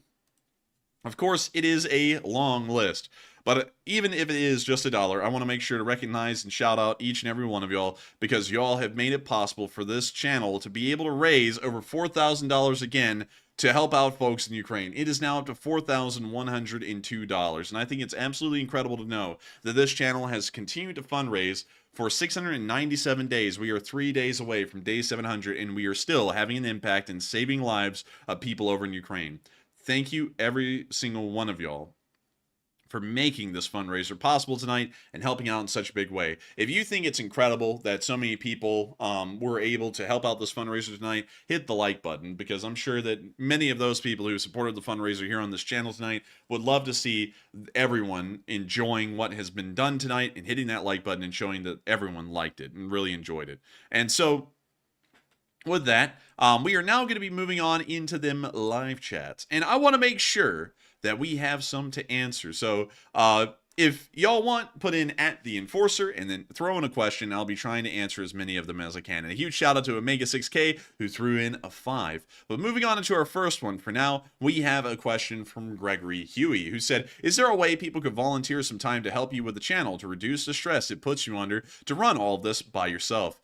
And not really. I'm not really one to... Sorry, I do not know what in the world's happened to my nose. It's like talking so much has absolutely like wrecked it. It is like the back of my throat feels really sore from just talking right now, I think. So to answer your question, there really isn't a way that can be done. Because to do that, I would most likely have to give moderator responsibilities to particular people to make sure that stuff can be done. And to be quite honest, my experience with getting people moderator privileges is that 8 out of 10 of them cannot be trusted. And the fact that that is so high of a number, it makes me really scared to get help from anyone, because it's great temporarily, but then it creates massive headaches down the road. And then those people also go and spread crazy lies about this channel because the power went to their heads and they acted like they could tell me what to do. And then when I buck that and tell them, no, you can't, then they want to go and just start lying flat out about the channel. So that's why we do not have any moderators whatsoever on the channel, and I run everything. Even if it is a big headache, it is better to have a big headache like that rather than have a big headache of another kind. But I hope that does address that well. And one second. I'm so sorry. But moving on from that, Vitale said, "You're the one to thank, you SOB." Oh, no, I'm not. I'm just running the channel. Y'all are the ones who made the fundraiser possible tonight. Like Tom Exman, who threw in a 10, and Jack Ray, who threw in a 69. Nice. Y'all made it possible. Y'all are the ones who really got the fundraiser up to $4,185. If you took away what I threw into the fundraiser tonight, it's still at $4,085. So y'all are a massive reason why this is possible, and that's why I give so much thanks to y'all. And I hope that does address that well. And Randy Tosto said, Razom saves lives, Slava the Enforcer. And thank you so much for that. And it does save lives. It's an amazing nonprofit. And Mr. Juicy said, hey, Hero, what's the chances that China could step in and take territory from Russia as they get weaker from attrition and sanctions? Great way to get timber, oil, and mineral resources. I think it's actually very low because the Chinese have a very easy way of getting that right now without having to spend any administrative costs on that territory of Russia, and instead leave those costs to the Russians. I don't think the Chinese would want to take that territory because they are getting a lot out of it already without having to exert any direct control over it. So I have a feeling that the chances of that are low. And moving on from that, Barry Woodward said, I wouldn't want the Enforcer yelling at me for screwing up. And yelling never happens on this channel. I have never yelled at anyone for screwing anything up. Even the people who are out there right now still trying to spread lies about this channel, always made sure to keep it professional with people, because I have been at places, I worked at places where people act like it's all right to yell at their employees, and I found that out of their damn minds, because I'm like, who in the world thinks you can just yell at people like that? I don't. Because, you know, if I yelled at people like that, even if I am in charge, I'm expecting to get in a fist fight right afterwards. So I'd rather just avoid that and not yell at people. So you won't ever hear me yelling at you, even if you screw up. I'll just say you screwed up badly, and that's it. You know, that's really how it went. But with that, moving on to another one. This was from Wyatt Logan. He said, thank you. And thank you. And then Sibes said, don't give me responsibility. And no, don't worry about it, Sibes. Nobody had no responsibility up in here. And then moving on to the next one, 4C Douglas Raymond said, do you think it's possible that NATO will be a part of the spring offensive? I'm doubting it. I don't think they will. Because getting directly involved in the war is something that NATO is doing the literal opposite of at the moment. So they probably wouldn't be involved in the offensive, but their equipment certainly will be. JB said, can a horse set off a tank mine? Good question. I don't know if it can. I don't know if horses are heavy enough to do that. Maybe some of them could, but I'm having a feeling overall they probably would not set off an anti-tank mine. BC Skyman said, people hear this along will stand with the Enforcer, and thank you for that. And thank you for the whole Lee Spring Army standing behind me. And, you know, I was actually kidding around because some of the people here know what Warhammer 40K is. I was kidding around with someone on a call last night because they were like, man, you're sitting in that damn chair all the time, you know, just working all the time. Why don't you take a break? Because believe it or not, y'all, when y'all are in the live chat saying, man, you ought to take a break, believe it or not, literally everyone behind the scenes, my direct family, my extended family, my friends, people at law school, everyone says that I should take a break. And so I was in a Discord call with someone, and they're like, you were sitting in that damn chair all the time just running this thing and telling people the news. And I started joking around about how, speaking of Vitaly saying I live to serve, I was joking around how I was like, yeah, you know, I'm like the freaking stupid emperor. Well, not stupid, of course, he's divine and most powerful god emperor of mankind in Warhammer 40K. It's like, yeah, I'm like that guy with the Astronomicon or whatever, you know. It is the 41st millennium. the Emperor of Mankind. You know, if you're a Warhammer 40K fan, you know what I mean. And I joked around about that, and of course you're like, don't you dare. I was like, yeah, you know, you got a point. I'm not him. I'm not that guy, pal. But I was joking about that because I sit in this chair all day doing this. But anyways, with that, I hope that does address that well, Vitaly. And we're moving on to the next one, which is from Dante, who said, there's a reason why anyone speaking on stage or performing has a bottle of water. Stay hydrated at the Enforcer. I like to challenge myself and not drink while I'm running the show because it slows me down and I can't keep a constant monologue going, and I feel like that is a drop in quality. But you do have a good point. So I hope that addresses that well. Also answered Forzy's already. And then Vitaly said Manchuria. Interesting point. And moving on from that, let's see, and moving on to our next one, and holy moly, some massive donations have been coming through to the fundraiser. We've gotten up to 4.4 thousand now, thanks to an anonymous who threw in a 5, Mike Zubrod who threw in a 20, anonymous who threw in a 10, Mark the Kinetic Possum has arrived and threw in a 250, and Blondina threw in a 20. Along with Sue Hilligoss, who threw in a 5. Truly incredible. But let's see here. And moving on from that, sorry, y'all. I'm really trying to manage this whole vocal thing. I don't know what's going on with that anymore. But moving on from that, we also got one from Random Name, who said, do you think all the wars we are having now are all predestined and arranged? No, wars are completely spontaneous. Like, there's a little bit of a build-up to them, but honestly, a lot of them kind of grow in a vacuum based on the local circumstances. And then a larger powers step in and get involved once that war breaks out. But Vitaly said, question out of left field, off topic. Have you seen Channel 5 with Andrew Callaghan? His stuff is pretty raw. I have seen that channel, and I find it to be a really good one, in my honest opinion. Moving on from that, relaxation for a mental vacation said, the Enforcer man is very much missed, but you were doing a hell of a job holding this thing together, brother. Yes, I am.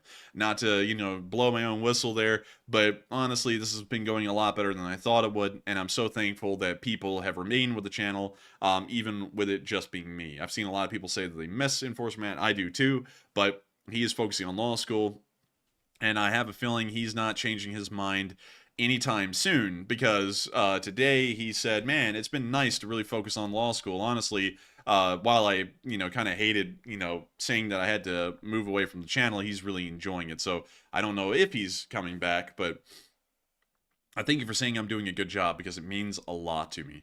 And moving on from that, we're getting to Derek Carlson, who said, just wanted to let you guys know that for young as you are, you guys are amazing. Well spoken. You sound like you're in your 40s. LOL. Keep it up and great work. And thank you, Derek, for the kind words. Everyone always says I'm a lot older than I am. Some people say I'm in my 30s. Some people say I look like I'm in my 30s. And a lot of people say I sound like I'm in my 40s. I don't know how I'm always giving off that impression, but I have been able to kid a lot of people, because whenever they hear I'm 21, people are like, what? You're 21? No way. And yes way. Oh yeah, I am 21, 100%. And so with that, I hope that addresses that well. Thank you so much for that. V Soda said, did you hear Putin recently say that basically there will be no Ukrainian state, basically saying out loud his thoughts of just ending Ukraine? Oh yeah, I've been hearing that throughout the entire war. The plan has been from the start to annex Ukraine or bring Ukraine into a puppet state kind of a situation where they don't exist really anymore. And so with that, I hope that does address that well, because I've been hearing that a lot, really ever since day one of the war, even before that. Von Delta said, Enforcer, nothing to be sorry for. You're doing a great job, and Matt will be missed. And he will be missed. And also, Jack Ray said, I don't know Warhammer. Is that like Palpatine and his Death Stars? Kind of. I guess that's a good way to describe it. But Warhammer 40K is something, and it's for Warhammer 40K, and then there's also the Horus. There's a whole bunch going on with that. The lore is very interesting, but Warhammer 40K is the 41st millennium. It is a literal hell on earth at that time in this like fictitious world, and it just sucks. It is a terrible place to be for everyone involved. It is literally like, what if everything in the world was like hell incarnate? And that's what the whole like lore is. But it's a very interesting thing, and of course, y'all know I gotta stand with the Imperium of Man. You can't be one of those little Tau bastards. You gotta be an Imperium of Man all the way. The people who go with the Eldari, people who go with Chaos, lame. People who go with the Necrons, they suck. Listen, the Imperium of Man is the only thing that exists. You're either in the Imperium of Man, in the Astra Militarum, or the what the hell are the people from Mars?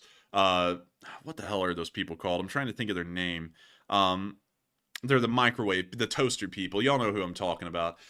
You know, or you're a part of the Adeptus Custodes or something like that. You're a space marine. You know, you got to be something like that. You can't be none of them other people. Like, you got to be a part of the Imperium Man. But moving on from that, Barry Woodward said, LSA, we should get Enforcer a green leather chair and a Benjamin Franklin wig. Oh man, I wish. That'd be funny. I would love that, honestly. I would own that completely. And how far, and Margaret Hemsley said, how far can Ukraine reach into Russian territory?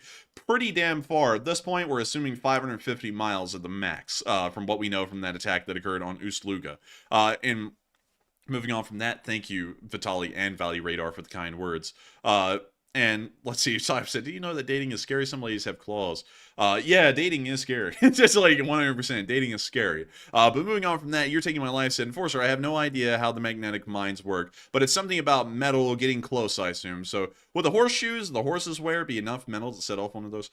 Probably not, because I don't even think those mines are magnetic. But a magnetic mine probably wouldn't be set off by the horseshoes. That's what I'm thinking. And Dante said, you only need a sip to quench your throat. I'm not saying to glug 128 fluid ounces. Just take a sip here and there. Add electrolyte powder to an 8-ounce glass and sip through the stream. Probably a good idea, but I'm a little stupid, to put it lightly. And so I probably would, I will accept your advice, and I will say it's probably the best advice, but I still probably wouldn't follow it because I'm just, you know, goofy like that. But beyond that, long live the LSA to 420. And JB said, I missed the banner. Don't we all? I missed a banner too, but sadly, the channel must move forward. The Enforcer protects, and this is really just the way it's got to keep rolling, because Matthew might or might not come back. I don't know at the moment, and so this may be the way the channel perseveres through the rest of time. It's just me and me alone. But I do miss the banner as well. But at the same time, I don't want to harp on that too much, because there's nothing really much I can do. I can't, like, force Matthew at gunpoint to get back on the show and be a co-host. If he wants to focus on law school, that's his thing. And so I kind of just have to accept that and hope that everyone continues to enjoy the channel, even with it just being me. But Valley Radar said, I hope you realize what a huge service you're doing to the people of Ukraine, Andrew. And thank you so much for that. I think it's a great service. I don't think it's like a massive, invaluable service, but I have a feeling that there are a lot of Ukrainians who appreciate what we do, because I've heard a good bit from a decent amount of them, and they do enjoy it. And let's see. RoboCat Dog said, Enforcer, what do you feel are Ukraine's 5 biggest problems in the or progress of the war? A lack of Western support, lack of Western logistics support specifically would be 2 similar but separate ones. A third one would be small amounts of political infighting, which aren't that great. 4 would be corruption. And, you know, and of course, I'm going to say this. I have to give this disclaimer. I'm not saying that Ukraine has, like, unsolvable and the worst levels of corruption on Earth. They are far better off than the Russians, but at the same time, the corruption is still there. And then 5 would probably be a lack of commitment to Western doctrine. Those would be my 5 if I had to give 5, but honestly, I could really only boil it down to about 3, which would be corruption and lack of Western material support and lack of Western logistical support. And so with that, we're moving on to Born in Ukraine, who said, Enforcer, you're doing great. Matt is missed greatly as well. Would, by any chance, you be able to add the Enforcer socks to your merch store? Thanks, and LSA. And gotta be quite honest here. I probably would be able to add socks, but that means the merch store will be coming back. And I've got to find a way to make sure to manage that and get it done. Because, you know, I had some issues with our last merch store iteration, so I probably have to find a new way to do that. But I hope that does address that well, Born in Ukraine. Very good question. And Teslin said, can you give us the latest Ukraine Marine drone tech update? Sadly, at the moment, I could not. I would have to declare ignorance on that for now, because I think there was new innovation, but I wasn't really able to focus on a lot today while I was making the news. Moving on from that, and to V Soda, he said, with all the juggling you're doing, I know it's a lot, but have you given serious thought to visiting Ukraine at some point? And what would you like to see there? I have given thought to visiting Ukraine, but at the same time, I really don't want to, and here's the reason why. I don't discourage people from visiting Ukraine, because it's great for the war economy over there, and it helps to bolster the local economy. It is great for them. But at the same time, I'm a war reporter, and I watch every day videos endlessly of people getting killed over there. I've probably watched on film at least half of the Russians that have died in this war, I have watched them die on film. And on top of that, I've also seen a good amount of Ukrainians die on film. I just don't show that stuff on air. With that in mind, I don't really like the idea of going over there because I feel like if I go over there, it's not like I'm living there. It's not like I'm doing the bare minimum of stuff to just get by. It's going to be a vacation. It's going to be exorbitant. It's going to feel luxurious, especially because hotels in Ukraine right now, even the most luxurious like 5-star hotels, they are charging like Motel 6 prices here in the United States. So going over there, naturally, you end up living this very exorbitant like vacation like party lifestyle. And I don't like the idea of that. It feels very indulgent, especially with what I know is going on over there, and I can't really subscribe to knowing the knowledge I know of how this war really is going to going over there and really like almost treating it like a party and kind of vacationing that way. I would do something like that after the war, after I know that there isn't countless thousands dying per day, but for now, I don't really like it. I don't like watching other YouTubers who cover the war do it as well. And I'll explain why. It's not the fact that they're going over there. I mean, it's fine to go over there because some of them go over there and they like do the bare minimum for themselves and it's all about Ukraine. It's all about providing stuff to them. But it really pisses me off when I see people who cover the war and they talk about, and especially the ones who complain about this channel and say that we make it into a joke and look, he's laughing at Russians getting blown away. Those are real people.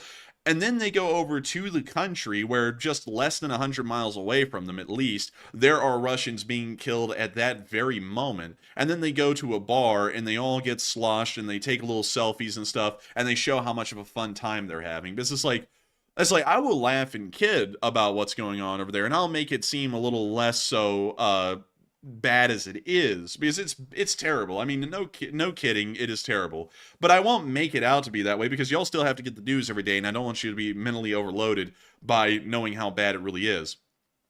But when people go over there and do that, it's like you really do have no dams or compassion to really give. It's all virtue signaling when you complain about my channel. Because you'll go over there and you'll get drunk and you'll party and you'll go have fun and you won't put yourself in harm's way or any danger at all. You're treating this shit as a vacation. And then you want to complain about me trying to make it light on viewers who are actually interested and concerned and care about the war. And that's why I don't want to go over there. And on top of that, if I did, I then have to start mingling probably with a decent amount of people who are of that mindset and do the thing that I'm not necessarily a big fan of. It's not that I'm trying to virtue signal in doing this, but I would not feel right. And I feel like the equivalent is, and this is the best way I can describe it. Y'all know how like during the French Revolution, in your history classes, you always hear about that asshole King Louis XVI and how people were starving in the streets of Paris because there was a lack of food because of droughts and the government was bankrupt and everything. They weren't able to afford basic public necessities like bread for the poor. But at the same time, while that's going on, the royals are partying at Versailles, having these luxurious, absorbent parties and just not giving a damn about the common suffering of the people. That's what I feel like a lot of pro-Ukraine war bloggers do when they go over there and they party and stuff like that. It is literally the same. It's just that you're not a ruler. You're a person of authority and trust that people are looking at the Ukraine war community, and you're abusing the support that they are giving you to go over there and act like you're helping Ukraine, but it's really all of disguise to have a luxurious vacation and a party for a while and pretend like you're doing something over there. It really also annoys me too, like, to not like list off all of my grievances like it's like my 95 theses or anything, but it also really annoys me when I see people go to like the congressional offices in Washington D.C., like the Cannon House, and they meet with like a representative or a senator's aides and they talk to them like that's doing anything. That really pisses me off to no end, because I have been around there and I have seen how the government works, and talking to a representative's aides, or a senator's aides, which are like the little office hands that help them to get like papers around the office and do a little thing here and there. If you talk to them, that is an absolute waste of time, because they have no authority, they have no power, they have no sway, and that representative and that senator is never going to hear what you told them. That is a complete waste of time, and that is being done to virtue signal. If you are not talking directly to that representative or that senator or writing a letter to them, It does not matter. And also, by the way, some of y'all are going to go, well, the letters are read by the aides. Not a lot of those make it to the representatives and senators. That is true. But that intern may start to notice a trend in all of these letters, and then he brings it up to the representative or senator that he's an aide to, and then, and only then, will that representative or senator read the letters and actually start to notice that there is a big trend in his constituents that they want him to do a certain thing, which is support Ukraine. So that's different. But going up there and just pretending like talking to an aide is doing a big thing, like, oh, look at me, I've done something great, that is literally nothing. It has made no impact, and the only thing it served was for that one person to be a narcissist, snap some pictures of himself in the Cannon building, and then act like he's done something, and he did literally not a damn thing. That kind of stuff really just pisses me off. And that's also why I refuse to go to Washington, because it's like, I'm going to Washington and doing what? Standing around pretending to be important? Or am I actually doing something? Because the chances of me actually getting to talk to a senator or representative is slim to none. And talking to the president is next to impossible, or anyone in the executive branch, next to impossible. So the fact of me going up there and, you know, trying to just walk around and pretend like I'm doing something, that is so stupid. And it's just doing it to virtue signal. It just pisses me off to see people do that kind of crap. And then what's crazy is that a decent amount of the Ukraine war community here on the internet does not know how these actual governmental systems work. So when they see someone talk to an aide, they think they're actually getting something done, this particular person, but they're not doing a damn thing. It's just literally pointless to do. And people buy that stuff and eat it up. And I know that it means nothing because I've been around the block in that regard long enough and have done enough research and know well enough and have talked. In fact, hell, way back years ago, I actually got a offer for a scholarship to Virginia Military Institute from my congressional representative, and I got to know a little bit about how that system works through that, and I found out that they hardly get to hear anything that's said to their aides. The aides don't matter worth the damn when it comes to telling them something. And you know, that's the thing to me. And also, that's like, also really quickly, let me get rid of that bot. But that's something that just really does annoy me. I don't mean like just vent to y'all like my grievances with the community, but when I see things that people are doing that is literally just virtue signaling and pointless and not doing anything but giving them a vacation that isn't doing any good for anyone rather than themselves, that's why that's when I just get annoyed. I'm not going to tell y'all who these people are. You know, if you look around carefully enough, you'll find them. But it really just does piss me off. It really does. But anyways, moving on from that, it's time for me to get back to live chats. And let's see here. Let's see. And everyone's saying they understand that, and I thank you for that. And V Soda, yes. If you mean after the war, I would totally visit. And moving on from that, let's see. Tom Charles said, have you found time to tackle tomorrow's assignment? That was actually due today. And I found a little bit of time, but I was hardly able to put any effort into it, sadly. But Random Name said, what would the opinion consequences of the world if Putin or Zelensky disappears in this war? What would be of both countries in long term? Sadly, I don't think I could predict that, because that would be crystal balling a little bit too much, because both of those figures are very prominent and important in the modern world and how it's shaping out. But with that, Hoodoo Texas said, it was the best of times, it was the worst of times. Yeah, that's a good way to put it. Let's see, Dante said, you should go with a sponsor who can show you around, some org that you can help and they can organize things like United 24. Yeah, but the thing is like, with this kind of a show business thing, like if you want to call it that, YouTube isn't really show business, but when you get to United 24's level, it starts to become show business. With them, there's really just a lot of waiting around. There's not really a lot of doing, there's just a lot of waiting to do a thing. And that's something that I'm not really a big fan of either. I mean, like, if I was over there, I would have to be doing something literally 20 hours a day like I'm doing right now. But it would actually have to be helping them and having a purpose to be over there for them. Because, like, really the only thing I would see myself doing is traveling to Ukraine, getting, like, a hotel room or something, and then just running the show like I am right now. And what would the point of that be? Like, to give myself a vacation and that's it? Because, like, beyond that, I'm doing the same amount of good for Ukraine here in Alabama that I would be doing in Ukraine itself at this point. So that's why I just couldn't really justify going over there right now under any circumstance. After the war, certainly. I probably would go over there months or weeks after the war ended. But right now, during the war, I just couldn't, because I would feel like I'm just trying to rip myself a very, very cheap vacation. But let's see. And so with that, and also thank you for agreeing with me, Visoda. But that was I didn't mean to misunderstand it, because apparently I misunderstood it. But I guess that was a good moment for me to list my like 95 theses of what I can't stand about some things that people do in the community. And then Dante said, IMO, you're overthinking and overestimating the amount of tourism. The State Department has the highest travel warning for Ukraine. There are some slimy YouTubers, but that's an insignificant minority. And that is true, but it just really bothers me about the YouTubers. And also David Arguet said, you're speaking of James Vasquez. Yeah, he was the first, though. But then a lot of people went, oh, wait a minute, he went a little bit too hardcore into it, so let's roll it back a little bit, but let's do something similar. And, I mean, geez, man. I can't tell y'all enough how much it just bothers the hell out of me. And then these people, you know, some of them, because, you know, some of them know I'm talking about them, although I don't call them out by name. Some of them know I'm talking about them. And so I'll sit there and say, what you're doing is pretty much getting a free vacation out of the war, because it's so cheap to go over there right now, and you're not really doing anything to help them out. Like, at all. For the amount of time you're over there, like, a month? Like, you bring in, like, one truck, or, like, 2 drones, and that's all you were able to do, and then you stayed over there for a month? What are you there for an entire month for? Dropping off 2 drones or a truck will take, like, a day or 2. Get in there, get out.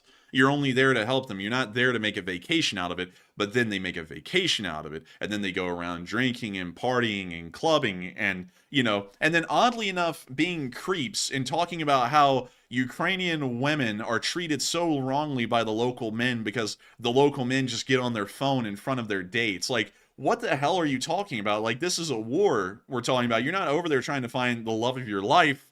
You're there trying to save lives, not make one. You know, like, that's something that, you know, it's just annoying to me. It really is. And it's like, I get being there for a short while to drop off something or help out that way, but you know, the people just pervert that and use it to get a free vacation. That's my honest opinion. And I know some people are going to be like, well, you know, it's not all that way. And yeah, it's not all that way. There are some people over there who, like, every day they're doing truly incredible stuff. And working very hard to actually help Ukraine. And to those people, I applaud them. Because not every single YouTuber that's over there are the kind I'm talking about. But the kind I'm talking about, it really just hurts me to see stuff like that happen. And I'm like, and no one catches on to it. You know, everyone's like, oh, he's doing good. It's like, yeah, but he's like doing like 2 hours of good and then staying over there for a month, and it costs him like $900 to get a 1 month 5-star ultra luxury Ritz-Carlton experience for an entire month. But Carl then said, thoughts on matchlock muskets? I like them. I think they're cool, but you know, that's just me. And also, whatever happened to James Vasquez, he disappeared. After it found out that he was kind of like lying and scamming to people, he just disappeared off the face of the earth. And let's see. And then Dante said, you would be given a first-hand account, shooting video of destroyed videos, vehicles. It would be journalistic. Don't underestimate what you can provide. You have a valuable voice. But, I mean, at the same time, though, people are already filming that. I wouldn't really be adding much. I would just kind of be spending a lot of time and a lot of the support that y'all have given to really just get a vacation out of it, and then do the same thing that other people are already doing and I'm showing here. And that's kind of like my thing. It's like, it's not even efficient, because, you know, I could show you like a destroyed tank or a destroyed car, but the truth of the matter is I would be doing that dozens of miles behind the lines, and the destroyed tank or car I'm showing you was probably destroyed 5 or 6 months ago, and I showed you all the actual video of it the day it happened when it got destroyed, and then it feels inefficient. Let's see, and OTube said, yeah, that I'm not going to read it aloud, but yeah, that is that guy. But others have also done that too. It's not just that one guy. There's others as well. And let's see. Panama Floyd said, "Don't sweat. So and so are boots on the ground." Well, I gotta tell you, one of them isn't. One of them actually is not in Ukraine. They're elsewhere in Europe, and that's something that a lot of people don't know. But we were able to find out. But anyways, V Soda said, "Totally agree. It's so cringe what those YouTubers do. Totally agree." And I thank you for agreeing. And you know, listen, y'all. I'm not gonna be a person who tells y'all like the channel name and like go and directly attack them and try and destroy them and everything. Because if they do that and people like that and support it and they have no problem with it, that's them. But my personal opinion is I don't agree with that and like it at all. That's how I work, you know. But just letting y'all know my personal opinion on it. Also, let's see. And also, yeah, you're right, Dante, on that one. I'm not going to read that one aloud.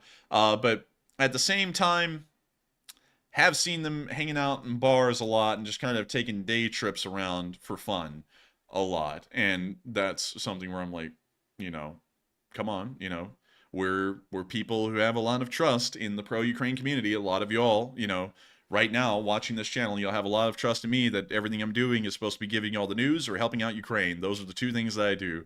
And hanging out, wandering around and taking some drinks and doing some stuff, that's not helping. You know, that's just getting a free vacation, and I don't like that. You know, especially considering the context of where that vacation is in the middle of the bloodiest and deadliest war that has ever happened since World War II on the face of the continent. But with that, you're taking my life set. I agree with you. Think about how much more Ukraine would benefit if they had just donated all the money they spent on flights, hotels, food, etc. Exactly. I mean, you know, you're going to spend your money like that on a vacation to Ukraine and treat yourself. Why not treat the damn people who are like getting rocketed right now in Kherson or getting shelled? You know, like it's one thing if you stay in America and you know, just continue to cover the news and everything, but it's another thing when you take that money and you know you could help out Ukraine with it, and then you go and treat yourself to a vacation. That's an entirely different thing. I would say that's a good point. But let's see. And I see what you're saying, Dante, again. But I hope you see what I'm saying about how, yeah, it's great because here's the thing. All of them always have an excuse to go into Ukraine. It's like, oh, look, I got one $2,500 pickup truck, so I'm going to drive it into Ukraine. And I'm like, okay, that's good. Like, that makes sense, you know, doing that part, if you want to. But then at the same, here's my other problem with that, though, just on that end. You know, they sit there and say, okay, I'm going to drive the truck. So they're going to spend like $1,800 on a one-way ticket. It's probably $3,000 for an individual plane ticket from America. You know, let's just say this YouTuber is American. From America to a country in Eastern Europe, they're going to spend $3,000 of money to fly on a plane, and then who knows how much the hotel and food costs and everything in the meantime, so that way they can sit down in the seat of a pickup truck and drive it into Ukraine when they could have not spent that money and just donated it to another truck, because that's about the cost when you think about it finally. That's about the cost of a whole other truck for them to fly over there so that way they can put themselves on camera driving it into Ukraine. You know, it seems silly to me, you know, when you think about it like that. When you actually put it into that kind of a figure, they're spending as much money to be able to buy another truck or a drone or whatever, so that way they can go in virtue signal and take a picture of themselves driving across the border. There are people in these organizations that are able to send it over for them and already live there, and it costs literally nothing for them to do that. You know, and that's why I don't agree with it. And also, once again, I gotta say this because Hoodoo Texas said, you know, tourists do help the economy. Tourists do, but war supporters like me, that are covering this as a news thing, I can't get behind doing that. Like, you know, because it's a different thing for me. It would be like taking a vacation in a place where I know literal hell on earth is unfolding 500 miles, well, actually 800 miles across every day. Thousands of people are dying, and I'm going to go over there and use it to get a cheap vacation. That's, you know, that's where I'm like, I can't agree with that. But with that, and also everyone's like, you're focusing on the bad ones, not on the good ones. Yeah, and honestly, I'm wanting to start moving away from that because I feel like I've covered that for like 10, 15 minutes. And I want to make sure to get to other live chats. And so, let's see here. 1 second. Let me get that person, and let's see. YouTube is giving... Let's see, YouTube give as a threat to those that target you. Well, yeah, because I don't ever see them running them. But anyways, let's see. If Ukraine is in driving range, is it okay to go there? I mean, sure, yeah. I mean, like, if you're like a European YouTuber that lives in like the Baltics or Poland or something, you just drive there. I mean, you know, it's like hell, from Lithuania, I think it's like a 4-hour drive to Ukraine. I mean, that's no big deal to me, you know, because they're already living there. It's not that big of a deal. But when you spend like thousands of dollars as an American to go over there to try and, you know, virtue signal, that's when it's like, eh. But Seagod said, unrelated note, what happened to all the Ukrainian airlines that used to fly? What are they doing now? Most of those are grounded, and they're just sitting at the airports in Ukraine, from what I understand. And they're not really doing much. So I hope that does address that well. And let's see. I think we are going to be on to the final question. Wait, hang on. Let me see. What in the world are you talking about? Let's see. James Amos said, how did you get so bitter at such a young age? I got bitter because I came into this war with a very nice mindset to other YouTubers, and then they wanted to go out of their way to try and shit on me because of how young I am, or, you know, really just because of how young I am and how the channel ended up blowing up past what other people have been able to do. And so other people wanted to give me shit for, you know, just being me, and then, you know, do all this stupid stuff that I know is just virtue signaling. That would make me a little bit bitter on that. But with that, I hope that does address that well. I hope you understand a little bit why I'm not necessarily a big fan of other YouTubers anymore, because, you know, it has not been a pleasant ride. But anyways, with that, let's see. And let's see here. Sadly, oh, wait a minute. No. You know what? This will be the final thing of the night. It's not going to be a question, but it is going to be a thing. Let me go get it, because many of y'all are asking for it.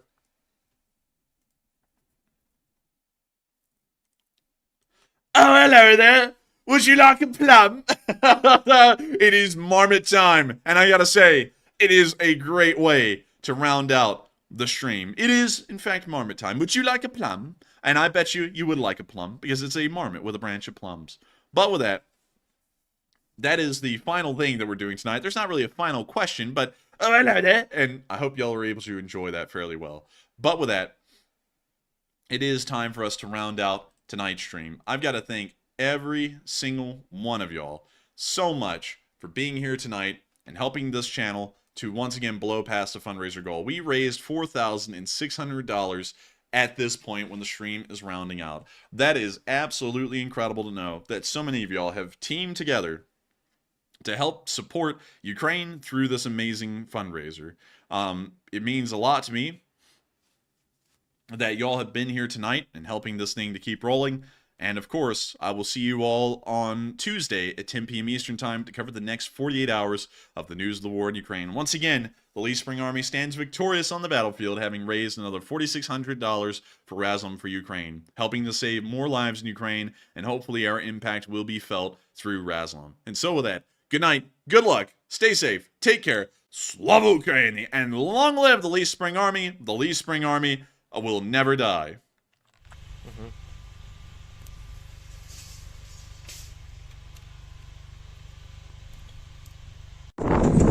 Yes. The Lee Spring Army sends its regards.